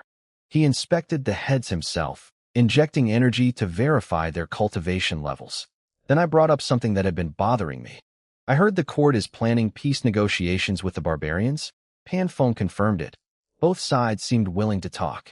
But I pointed out the contradiction. If they want peace, why send elite scouts to infiltrate Yin Pass? Pan Feng was stumped. I laid out 2 possibilities. First, the peace talks could be completely fake. The barbarians just want time to rebuild before attacking again. Second, they might want to launch several big strikes before negotiations begin to gain leverage at the table. Either way, I said, the war between us and the barbarians will never truly end. They'll always want to destroy us. Pan Feng agreed, but raised a good point. Yin Pass is just a small border town. Why send royal-class elites here? What's their real target? That's when it hit me. I slapped my thigh. I've got it. Pan Feng grabbed me, practically shaking me. What? Tell me. I explained. Their goal isn't to capture Yin Pass. They just want to cause chaos here. Enough to pin down our garrison and keep all our attention on defense. While we're stuck guarding the city, they'll be free to hit their real target. Which is? Pan Feng asked, his face pale with worry. I pulled him back into the command tent and walked straight to the battle map. My eyes scanned across it until they landed on one spot. If I'm right, they're going after this location. Woolly City? Impossible. Pan Feng shook his head. It's the most heavily defended city in the north, with over 10,000 troops inside, and General Yan Nanshan's army camped outside. I disagreed. That's exactly why it's the target. Everyone thinks it's untouchable, which makes it the perfect place to strike unexpectedly. I pointed at the map. Woolly City looked strong, but its east side faced empty wasteland with the nearest reinforcements 1,000 miles away. The only backup was us at Yin Pass to the west. And while Yan Nanshan's army was powerful, his forces were spread thin, great for attacking but vulnerable to a massive counterattack. Then I asked who commanded Woolly City's garrison. Pan Feng said it was General He Xian, an 8th rank warrior. My stomach dropped. He Xian's brother had been executed by Yan Nantian years ago for a military blunder. Even if He Xian wouldn't outright betray the kingdom, what if he simply refused to help when Yan Nanshan's army got attacked? The northern army would be trapped with no escape. I laid out the nightmare scenario. If the barbarians crushed the northern army and took Woolly City, the entire northeastern border would collapse. Even if they couldn't take the city, just destroying the northern army and besieging it would give the barbarians enormous leverage in negotiations. Pan Feng's face went white. What do we do? I told him we needed to send a fast messenger to warn Yan Nantian immediately. Tell him to pull his forces together and coordinate with He Xian. Meanwhile, our patrols would keep Yin Pass secure so we could strike the enemy's rear if needed. I'll lead the messenger team myself, I said. Pan Feng refused. The garrison can survive without me, but not without you. I insisted. The road to Woolly City would likely have barbarian ambushes. If the message didn't get through and the enemy noticed we were onto them, they might attack early. This was too important to trust to anyone else. Pan Feng reluctantly agreed. I picked Wang Ming and 12 of my best cavalry riders. I went home to tell Kai Wei, then returned to camp to handle everything before leaving. 13 riders set out at full speed. Wang Ming asked if things were really this serious. We're on a knife's edge, I told him. My whole theory was based on limited information. The actual situation at Woolly City could be even worse. And even after I arrived, I'd need to convince Yin Nantian. He respected me, but this was huge. He'd want to verify everything, which would eat up precious time. Every second mattered. We rode hard. A trip that normally took 2 days and a night, I planned to cover in 1 day and 1 night. By midnight, we'd covered 1/3 of the distance. Both men and horses were exhausted. Dismount and rest. 1 instant stick's worth of time, I ordered. Everyone jumped off and started eating and drinking quickly. We'd barely taken a few bites of dried food when I heard rustling sounds all around us. I dropped my food and gripped my blade tight. Hulai looked around and realized he only had a few dozen soldiers left. His 4 deputies had already fled with their men. He was furious, cursing them for abandoning him. I couldn't help but laugh. You never treated your men like brothers, just tools to throw away. Don't be surprised when they leave you behind. He didn't listen. I'm a general. They live or die by my command. Every great general climbs to glory on a mountain of bones. Don't pretend you're any different. I realized there was no reasoning with this arrogant fool. I pointed my blade at his remaining soldiers and gave them 1 chance. Leave now. Run back north. I won't chase you. This offer won't come again. I didn't actually care if they lived. Wang Ming was already out there hunting the ones who'd run earlier. I just wanted Hulai to taste what it felt like to be completely abandoned. The barbarian soldiers looked at each other in disbelief. One nervously asked if I was serious. I told him I never joke with enemies, then yelled at them to get lost. Even elite warriors know when fighting is pointless. They turned their horses and ran, leaving Hulai completely alone. Hulai went berserk and tried to attack his own fleeing men. I rode forward and blocked his strike. Even on horseback, we were evenly matched in that one clash. Then I heard a booming voice. Brother, I'm here to help. It was Yin Nantian, the northern general. I smiled. With Big Brother here as backup, I could afford to take on this 9th-rank warrior one-on-one. Hulai mocked me. You? A freshly promoted 7th-rank warrior challenging a 9th-rank grand completion general? Ridiculous. I just smirked. This guy was arrogant beyond belief, standing alone as the last man, still thinking he was untouchable. He wasn't bold. He was stupid. Su Cheng suggested just blowing him up with thunder bombs. Jiang, he said our soldiers could hack him to pieces. But I refused both options. Thunder bombs wouldn't work well a second time since he'd be ready, and a group attack would cost us at least 100 men's lives. I wasn't willing to sacrifice brothers over one mad dog. I charged at him, launching a blade energy attack at his head. He couldn't believe a 7th-rank warrior could solidify energy like that. He roared and surrounded himself with a massive cocoon of blue energy, forming a giant warrior shape. My attack barely dented his shield. Then he gathered his power into his fists, and 2 enormous blue serpents of energy coiled around his body. This was Twin Serpent Strike, a legendary barbarian technique. Even Yin Nantian was impressed, noting that Hulai had mastered divine-level techniques before reaching Grandmaster rank. I was in trouble. If my Dragon Roar blade hadn't been broken earlier, I might have been able to hurt him at full power. But with my current weapon, this was dangerous. Yin Nantian was debating whether to step in. I hadn't asked for help yet, and he respected that. But then, from the crowd, a sword came flying toward me. I caught it, and my heart jumped. It was the Heavenly Spring Sword, Yin Nanshan's own legendary weapon. Our eyes met. His look said, "Use it well. Don't embarrass me." I looked back with confidence. "Watch me, Big Brother. I'll make Hulai pay, or I'll be unworthy of your sword." The barbarian commander, Yi Chong, still had about 30 elite soldiers, but we'd already killed half of them without losing a single man. He was shaken. I made him an offer. Let us pass, and we'd settle things on the battlefield another day. His orders were just to ambush us here. He could report it as a failed attempt. But if he insisted on fighting to the death, I wouldn't stop him. To drive the point home, I swung my dragon roar blade at a tree as thick as a man's waist. It crashed down instantly. That rattled him good. He couldn't understand how a 4th rank warrior could have the killing power of someone at 5th rank, but the proof was right in front of him. With no supervision watching, he decided his life wasn't worth throwing away. He called his men off, and they disappeared into the forest. Wang Ming was confused. Why'd you let them go? We could have finished them in a couple hours. I rolled my eyes. Our horses are dead. We still need a full day on foot to reach Woolly City. The fact that there's an ambush here proves my theory is right. The barbarians really are planning to attack. How much time do you think we can waste? That shut everyone up. I ordered everyone to run. We had to reach the Northern Army's camp before dawn the day after tomorrow. We ran through the night and the next day, barely stopping except for quick water and food breaks. Thanks to my training program, the guys had incredible endurance. Long-distance running was standard for all Yin Pass soldiers now. Even without horses, we moved faster than normal people. By evening, we were approaching the Northern Army's camp near a small town called Xiapozen, just 10 miles from Woolly City. General Yin Nantian happened to be out on a solo patrol when he spotted us. A group of figures running toward him at high speed. He tensed up, thinking it might be a barbarian raid. But as we got closer, he recognized our Yin Pass uniforms and saw me leading the pack. Wang Ming and the others were completely spent. The moment they saw it was Yin Nantian, they collapsed on the ground like they'd found a safe harbor. Lips cracked, gasping for air, unable to speak. Only I could still stand, barely, thanks to being 4th rank. Yin Nantian jumped off his horse and grabbed me. What happened at Yin Pass? I caught my breath and said the words I'd been carrying for 2 days.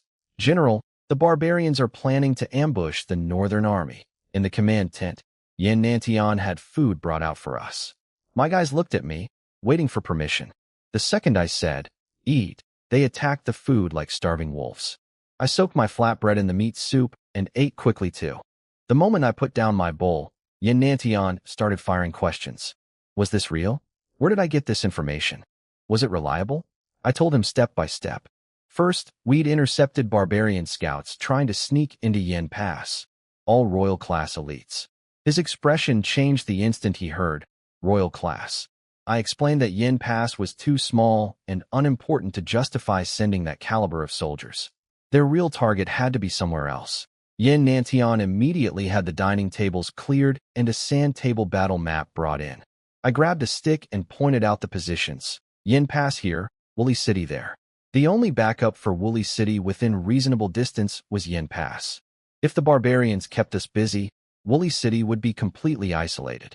Then I asked how his troops were deployed. What he told me nearly made my head explode. 8,000 at the main camp, 4,000 each at 2 outposts, 2,000 at the front line by Blackwater River, and 1,000 each on 2 flanks. The battle line was stretched impossibly thin. If surrounded, supply lines would be cut instantly, and the enemy could destroy each unit one by one. General, this is a textbook military disaster waiting to happen, I said urgently. Yin Nantian sighed. He'd assumed the peace talks were real and had spread his forces out for a surprise offensive if negotiations failed. A bold gamble, but it only worked if the enemy actually wanted peace. And they didn't. He immediately called for his deputy Yi Kai and ordered messengers sent to every outpost at top speed. Bring everyone back to the main camp immediately. After the messengers left, I asked the question that had been eating at me. If the Northern Army gets attacked, can you retreat safely into Woolly City? Yin Nantian's face twisted up. After a long pause, he said one name. He Xian. The bad blood between them ran deep. He Xian had already refused to supply the Northern Army with grain. If war broke out, He Xian could easily shut the city gates and leave us outside to die. Then Yin Nantian locked eyes with me. Lin Feng, are you brave enough for something dangerous? I shrugged and grinned. General, I don't have gold or silver to offer, but courage? I've got plenty. He told me straight. He Xian and I have a blood feud. Going to see him together could be a death sentence. We soldiers carry our heads on our belts every day, I said. Besides, with you at my side, what's there to fear? Even if we die together, it'd be an honor. Yin Nantian burst out laughing. Good man. Tonight, you and I storm Woolly City together. Yin Nantian and I rode to Woolly City. It wasn't far from the camp. When we arrived, he announced himself to the guards on the wall. I'm General Yin Nantian, Open the gates. They refused. Curfew. They said. No entry without their commander's permission. Yin Nantian was furious, but I stepped in and asked politely for them to notify General He Xian. The guard agreed and went to deliver the message. While we waited, I pointed something out to Yin Nantian. Did you notice how that ordinary soldier treated you? You're the supreme commander of this entire northern region. Every border city answers to you. But this gate guard didn't show you an ounce of respect. That means Woolly City is locked down tight. Everyone inside follows He Xian and only He Xian. Yin Nantian got goosebumps. He understood what I was saying.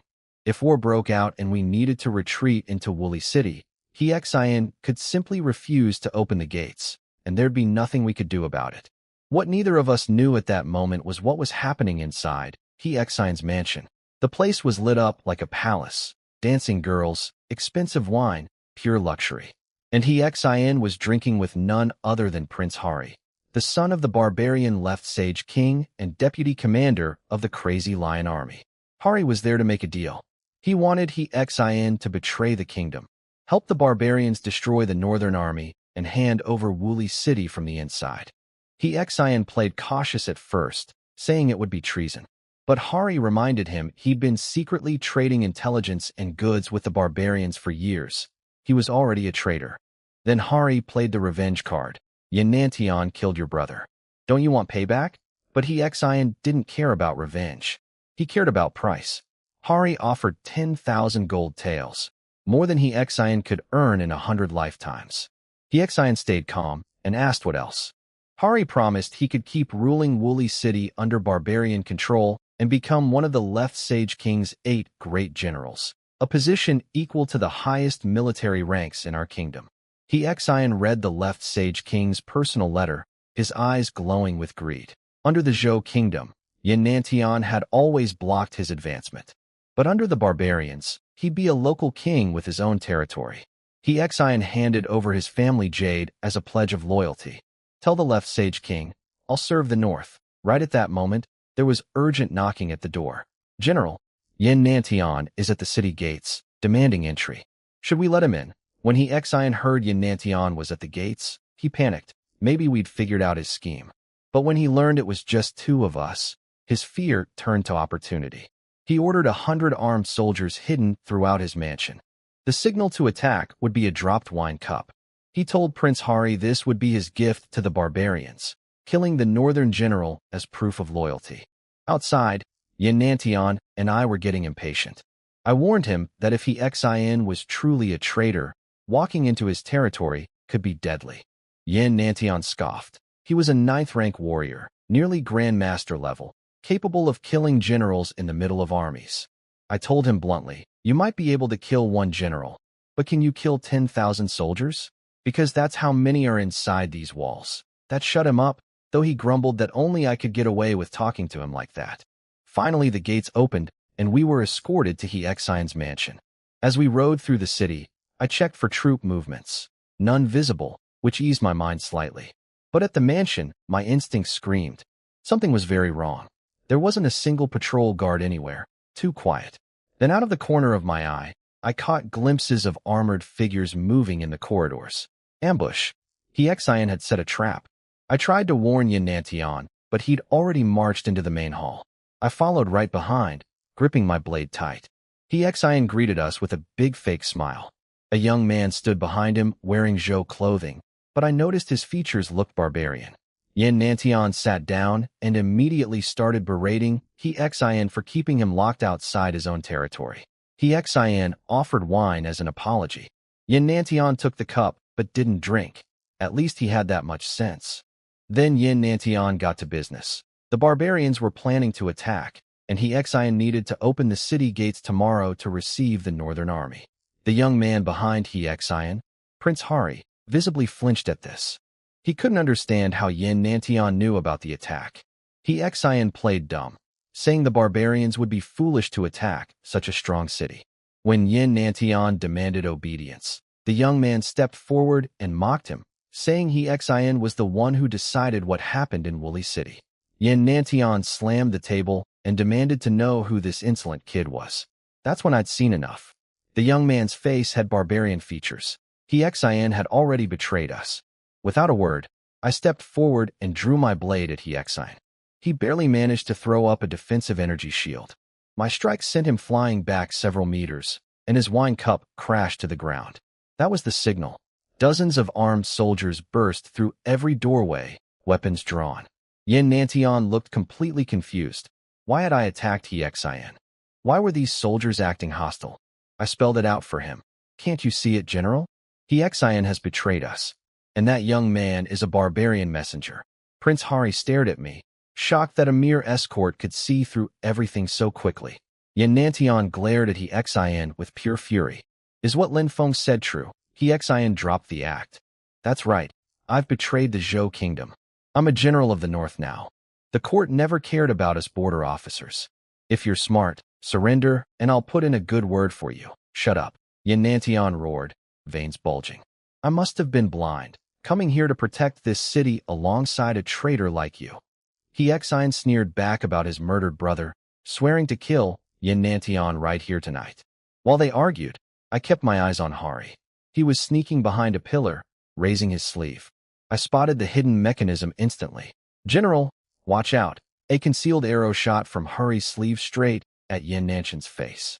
But the general just waved his hand. His energy deflected the arrow into one of the ambush soldiers, who dropped dead on the spot. Hexin screamed, "Kill them!" 100 armed soldiers rushed in from every direction. Yin Nantian and I pressed our backs together, each covering one side. Can you handle these soldiers alone? He asked. I paused. Was he seriously not planning to escape? But I understood. If Hexin survived, even escaping wouldn't matter. Yes, I said. Good. Hold them off. I'll take Hexin's head. We split. I drew my dragon roar blade and started cutting through the ambush soldiers. One slash, first kill. A sneak attack from the side. I blocked with my blade and kicked the man's head apart. 2 spearmen charged me. I sliced both spears in half, then took the top halves of their skulls off. I tore through them like a demon, blade dancing, limbs and blood flying everywhere. Over a dozen warriors fell in moments.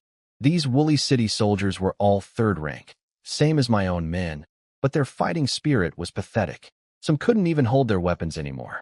My guys at Yin Pass would fight to the death against stronger opponents without flinching. These soldiers weren't fit to be privates in my army. They kept retreating until they'd backed out of the mansion entirely. I glanced back at Yin Nantian. He was dominating Hexin one-on-one, but Hari kept firing hidden arrows to distract him, so he couldn't finish Hexin off. While I was looking, a powerful force slammed into me from the side. I blocked with my blade, but got knocked back several steps. It was a huge, heavy-armored officer, a deputy commander, 5th-rank warrior, carrying a massive battle axe. Cutting up my brothers like watermelons isn't very polite, he growled, smashing his axe into the ground and cracking the stone. I told him straight. Your commander, Hexin, has betrayed the kingdom and joined the barbarians. You're all following a traitor.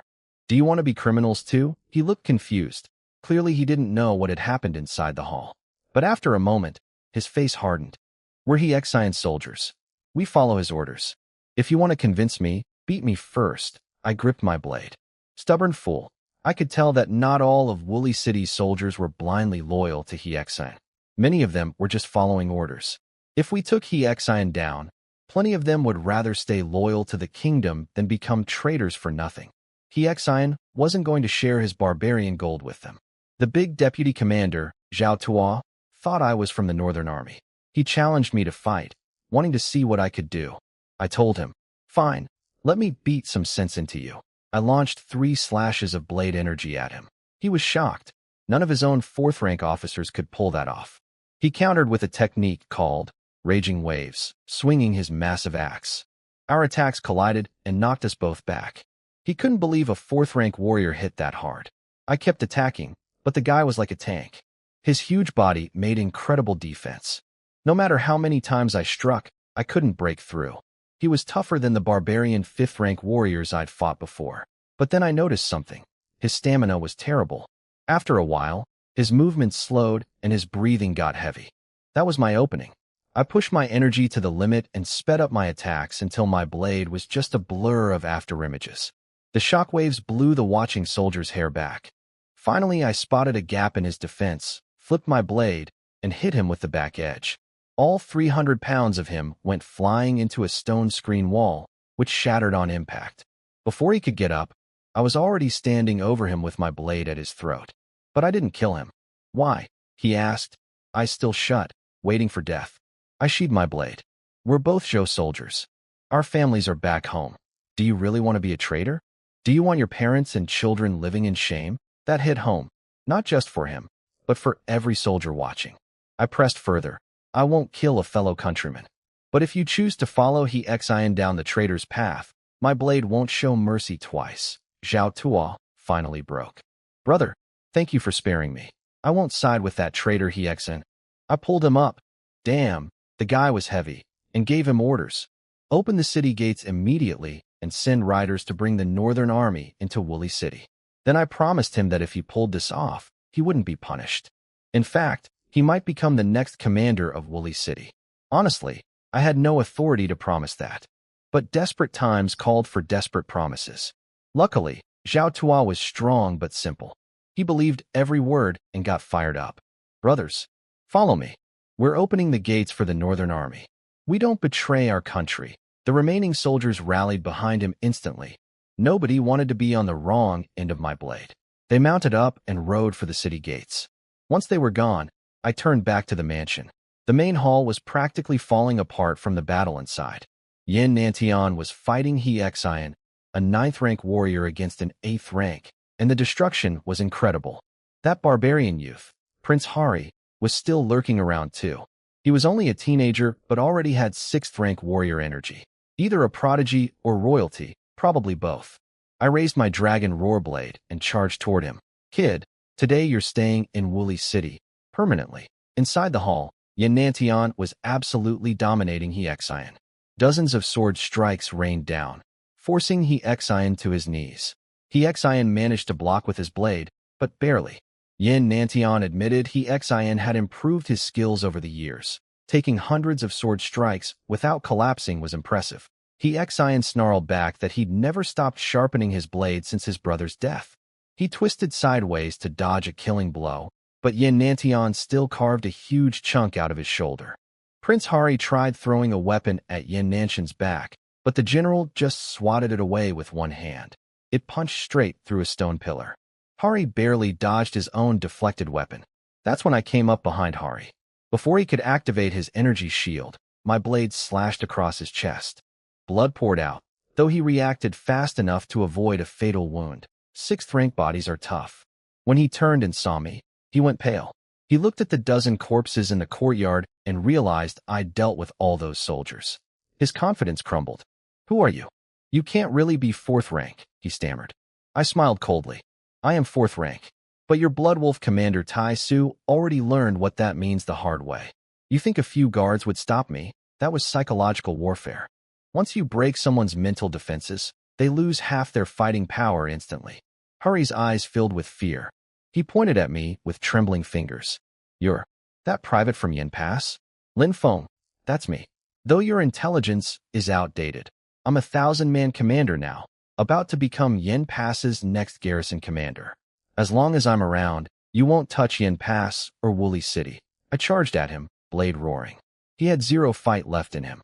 He turned and ran, leaping over the mansion wall and disappearing into the night like a ghost. Kid could run, I'll give him that. I didn't chase him. Killing He Xian was more important. I turned around and saw Yin Nantian had He Xian completely cornered. Without Hari's distractions, He Xian was finished. His blade chipped to pieces, cuts all over his body, blood everywhere. When He Xian tried to retreat, I appeared behind him. He turned his head, and in that instant, Yin Nantian's sword and my blade both plunged into his body simultaneously.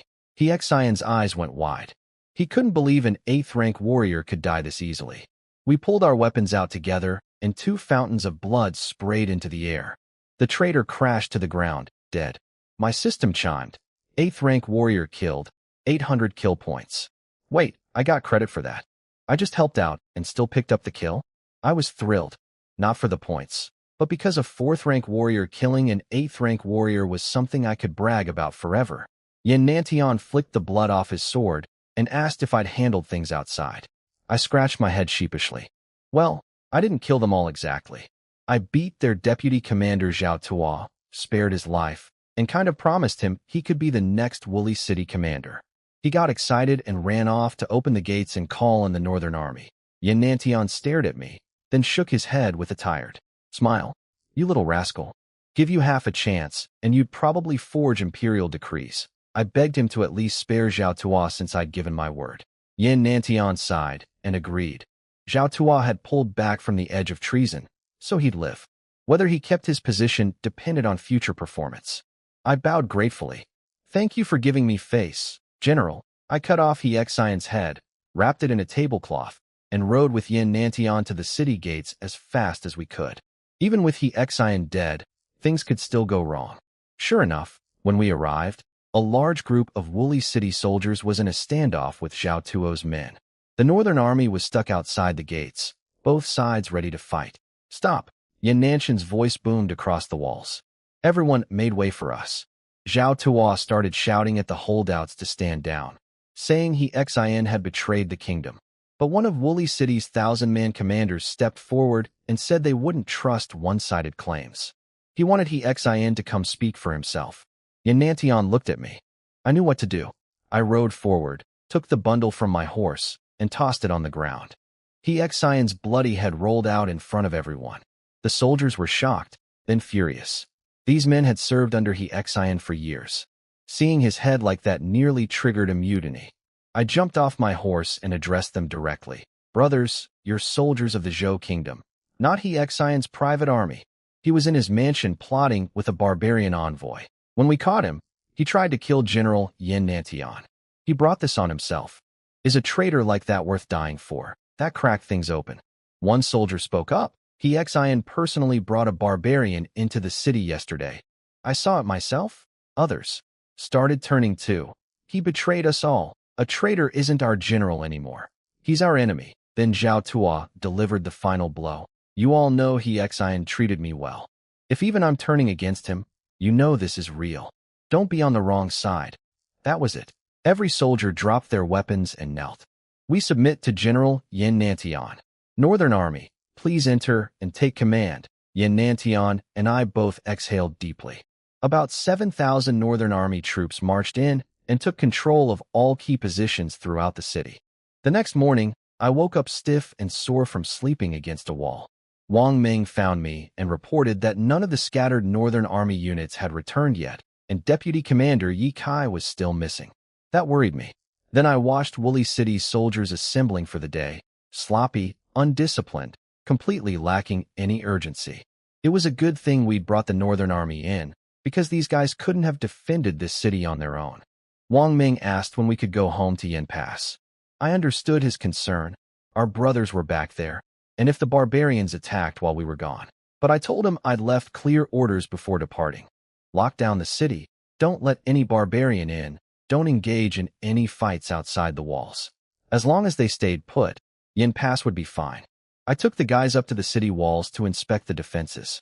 What I found made my blood boil. Soldiers everywhere looked lazy and defeated.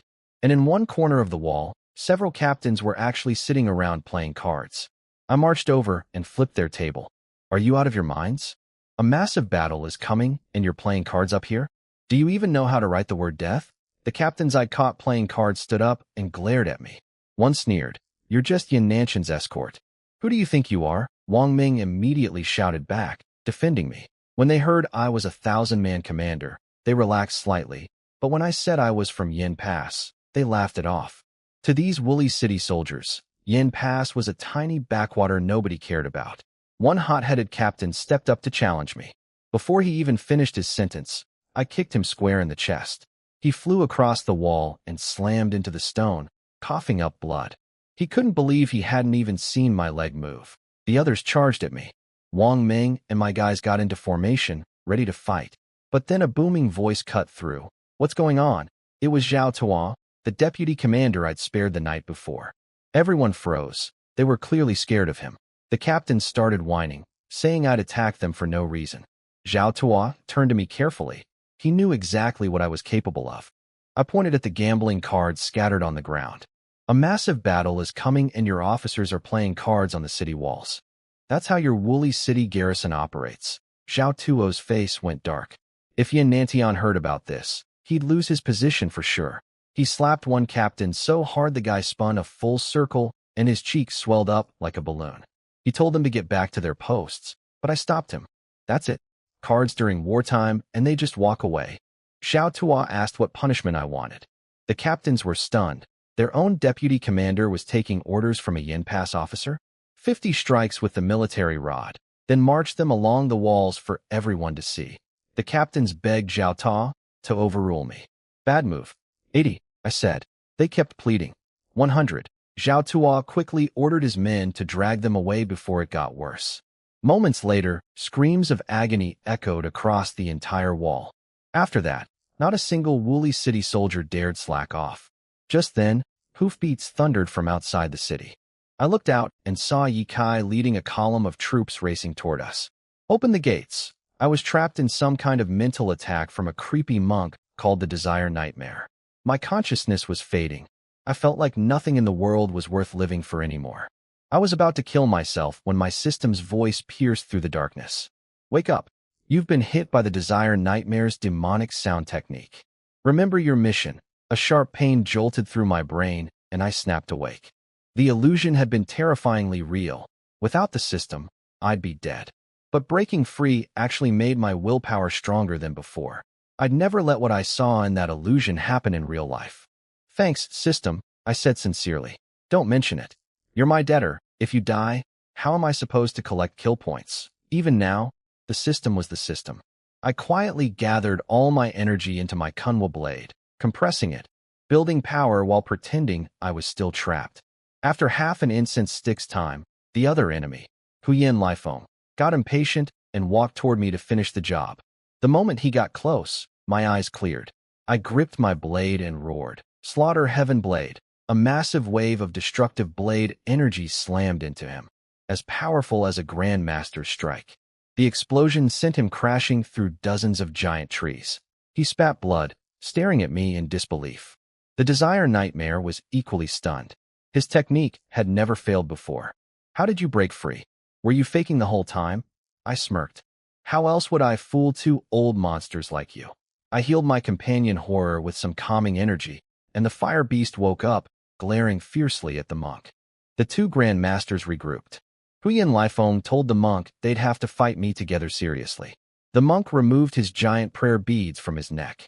In Buddha's mercy, let me suppress this demon today, I laughed coldly. Demons? You two are the real demons. I told Horror to back me up. I knew I couldn't escape two Grandmasters. They'd never let me run. A border soldier dies charging forward, never running away. So it was all or nothing. Horror and I fought them with hit-and-run tactics. Horror used its speed to launch fire attacks from range while I struck with my blade and pulled back whenever I landed a hit. But they were Grandmasters. Our attacks couldn't do real damage. Then Huyen Lifeng caught Horror with a blood palm strike to the stomach. Horror cried out and tumbled aside. While he was gloating, I swung my Kunwa blade at his already injured body. One more hit, and even a Grandmaster would be in serious trouble. But the monk's prayer beads scattered and expanded, forming a massive shield that blocked my strike. The impact sent me flying dozens of meters, and the recoil split my palms open. The monk's beads were terrifying, some kind of life-bound weapon he'd refined with blood sacrifices. For a supposed holy man, he was pure evil. Then the monk sent all 18 giant beads spinning into a disc formation and slammed them down on me like a mountain. I held my blade up with everything I had, but the pressure was crushing me. Blood seeped from my mouth, eyes, and nose. My vision turned red. Was I really going to die here in this forest? Just when I was about to collapse, I felt the weight ease slightly. Horror, flames blazing across its whole body, had thrown itself beside me to help bear the load. Blood poured from its mouth too. It was giving everything it had, just like me. Back in the barbarian camp, General Li Shuo was furious when Prince Hari reported the failure. He Xian had agreed to betray us, but Yin Nantian showing up ruined everything. Still, Li Shuo refused to retreat. He'd already destroyed two of the Northern Army's most elite units, the Vanguard and the Strike Team, so the fight wasn't over yet. Even if they couldn't take Woolly City by force, Li Shua planned to cut off our food and water supply, turning the city into a death trap. That would give the barbarians massive leverage in peace negotiations. He scolded Hari for panicking and told him to rest up, then prepare the next wave of attacks with his mentor Tai Su. This siege was going to last a long time. Up on the city walls, the first assault began. 2,000 crazy lion army elites and 3,000 infantry charged toward us in a massive wave. The defenders were tense. Wang Ming was itching to shoot. Should we fire now? Wait. Let them get closer. When the time was right, I yelled. Fire! Arrows rained down. My first shot drilled straight through a crazy lion soldier's forehead. But the rest of our arrows barely did anything. These troops wore thick beast hide armor, and they rode enormous lions instead of wolves. Arrows bounced off the lions' muscular bodies. Even with several arrows sticking out of them, those beasts kept charging. They were far tougher than the blood wolves we'd fought before. Wang Ming was losing his mind. Let's just open the gates and fight them head-on, I glared at him. With what? Our heavy cavalry isn't here. You're a third-rank warrior. You'd kill maybe 10 before getting torn apart in that lion pack. Want to go alone? Because I'm not joining you on a suicide run. He looked hurt, but I wasn't being cruel. I was being honest. If I had my heavy armored cavalry here, we'd crush the crazy lion army easily. Their individual fighters were strong, but they had no real formations, just a chaotic mob. Against proper military tactics, they'd be helpless. But without our cavalry, going outside meant certain death. Just hold the walls and keep killing from up here. Woolly City's defenses are strong enough to survive this wave. The nearby captains agreed, and I noticed they were starting to treat me as their leader too. Then the crazy lion troops reached the base of the walls and started raising siege ladders. But here's what Li Shua hadn't counted on. Xian's death meant the barbarians had no inside intelligence. Their ladders were built for Yen Pass-sized walls. Woolly City's walls were nearly twice as high. The ladders didn't even reach the top. I laughed to myself. The great barbarian general had rushed his preparations. Taking Woolly City with this? Dream on. Some brave, crazy lion riders tried a different approach, riding their lions up the ladders, then having the beasts leap for the wall's edge. I smiled coldly, looking for death. One arrow pierced straight through both the rider and his lion. Then I fired several more, picking off every soldier who tried the same stunt. The other defenders copied my approach, and soon the wall became a killing zone. The crazy lion army had virtually no chance of getting over these walls. The Woolly City soldiers started cheering as crazy lion warriors kept falling off the walls. They were shouting about how invincible the city was. But I wasn't relaxing. Royal-class elites wouldn't give up this easily. Sure enough, they pulled back briefly and rolled out over a dozen catapults. Massive boulders came raining down on us. Soldiers with lower cultivation got crushed instantly. Skulls cracked open, bones shattered. The walls themselves got smashed with gaps everywhere. Under that cover, the crazy lion troops changed tactics. One man held a shield up front, while another climbed behind him. Within minutes, over a dozen elite warriors made it onto the walls. The moment they got up top, it was pure slaughter. Their blades cut through defenders like vegetables, and their lions were even worse, ripping arms clean off soldiers' bodies. The Northern Army veterans could at least put up organized resistance, but the lazy Woolly City troops panicked completely, throwing down their weapons and getting butchered. Don't panic. Hold your ground, I screamed, cutting a sneaking crazy lion soldier clean in half with my dragon roar blade, then splitting his lion's skull open. A handful of enemies climb up, and you all fall apart? If the Northern Army hadn't come, you useless lot would have lost this entire northern gateway in days. Wang Ming fought his way to my side, back to back. He reported the eastern section had been breached. I wasn't worried. I'd seen Ye Kai already moving Northern Army troops to plug that gap. Is the boiling oil ready? I asked. All positioned at every section, I grinned. Time to give them a taste. By now, over 100 crazy lion fighters had made it onto the walls. Down below, their commander was smugly predicting they'd take the walls within a day and the whole gate within 3. I sent Wang Ming and our Yen Pass brothers to push east and link up with Ye Kai, covering them with my bow. My arrows never missed, and combined with Wang Ming's ferocity, they carved a bloody path through. Several crazy lion elites charged straight at me. Bad decision. I drew my bow to full moon, so hard the wood screamed like it was about to snap. One arrow punched through 7 or 8 of them in a line, killing them all instantly. The remaining enemies froze. Even their lions backed away. With the walls back under our control, I looked down and saw the enemy attack intensifying below, ladders packed with soldiers climbing up. Perfect timing. I walked to one of the massive copper pots of boiling oil, lifted it single-handed, and roared, "Pour the oil! Pass it down!" Dozens of pots of scalding oil poured down the ladders. The screams were inhuman. Every soldier hit became a well-done acquaintance, as the dark joke goes. Then I jumped onto the wall's edge and commanded, "Light it!" I struck my dragon roar blade against the stone, sending sparks into the oil. Fire raced down the walls like a waterfall of flame.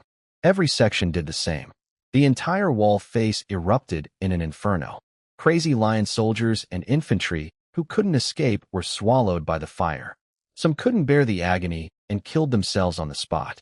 The crazy lion army's fighting spirit was completely broken. Their commander ordered a retreat. But I wasn't about to let them leave peacefully. We rained arrows down on the fleeing soldiers, dropping them in waves. Their commander was a peak 4th-rank warrior, deflecting arrows with his blade as he tried to organize the retreat. He shouted that they'd get revenge someday. That's when I drew my bow one last time.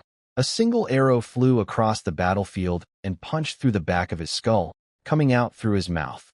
He tumbled off his lion, dead before he hit the ground.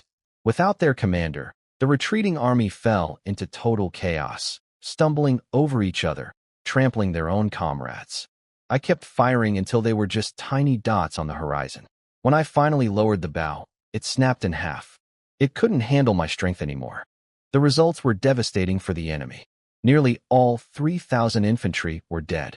Over 70% of the 2,000 Crazy Lion elites were wiped out. Back at his camp, General Li Shua was grinding his teeth. Each Crazy Lion soldier represented enormous investment in resources and training. Losing over 1,000 of them was agonizing. When he demanded to see the commander, a battered soldier told him the commander had been killed by an arrow during the retreat. Li Shua stood there in stunned silence, then waved everyone away to rest. On our walls, we finished off the last 20 or so Crazy Lion fighters who'd made it up top. Then Yin Nantian came over with Yi Kai, Wang Ming, and Zhao Tuo, all grinning. "Nice work, kid." Yin Nantian clapped my shoulder. Then he made me an offer that stunned everyone. "Come join the Northern Army. You'll be second in command, one man above 10,000. That was an incredible opportunity. Anyone else would have jumped at it, but I shook my head calmly. "General, I can't leave my brothers at Yin Pass." "Thank you, but I'll have to decline."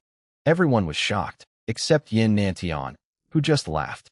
"Only you would turn me down again and again. But that little pond at Yin Pass won't hold a big fish like you forever. We'll see when that day comes." I smiled. We cleaned up the battlefield, tossing enemy corpses over the walls. The dead lions, however, we kept. Good meat for the troops. That evening, Zhao Tuo arranged a meal at his quarters since the commander's mansion was wrecked from our fight with Hiexine. Nothing fancy, stewed lion meat, and some cold dishes. Before eating, Yin Nantian asked if the troops had been fed. Yi Kai confirmed everyone was eating lion meat stew. Yin Nantian nodded and reminded him to make sure the food was hearty these next few days. The men had burned enormous energy fighting. Then Yin Nantian stood up with a cup of tea, no alcohol during wartime, and toasted everyone for their bravery. The mood was electric even without wine. He sat back down and raised a second cup, this time just to me. "Lin Feng, this one's for you. If you hadn't risked your life to bring us that warning, the Northern Army would be destroyed and Woolly City would belong to the enemy right now." I raised my cup and answered simply, "Heaven blessed our kingdom and our people. I just did what any soldier should do." Yin Nantian sighed with emotion. "If every soldier in our kingdom had this kind of spirit," he said, "we'd take back every lost inch of territory and crush the barbarians for good."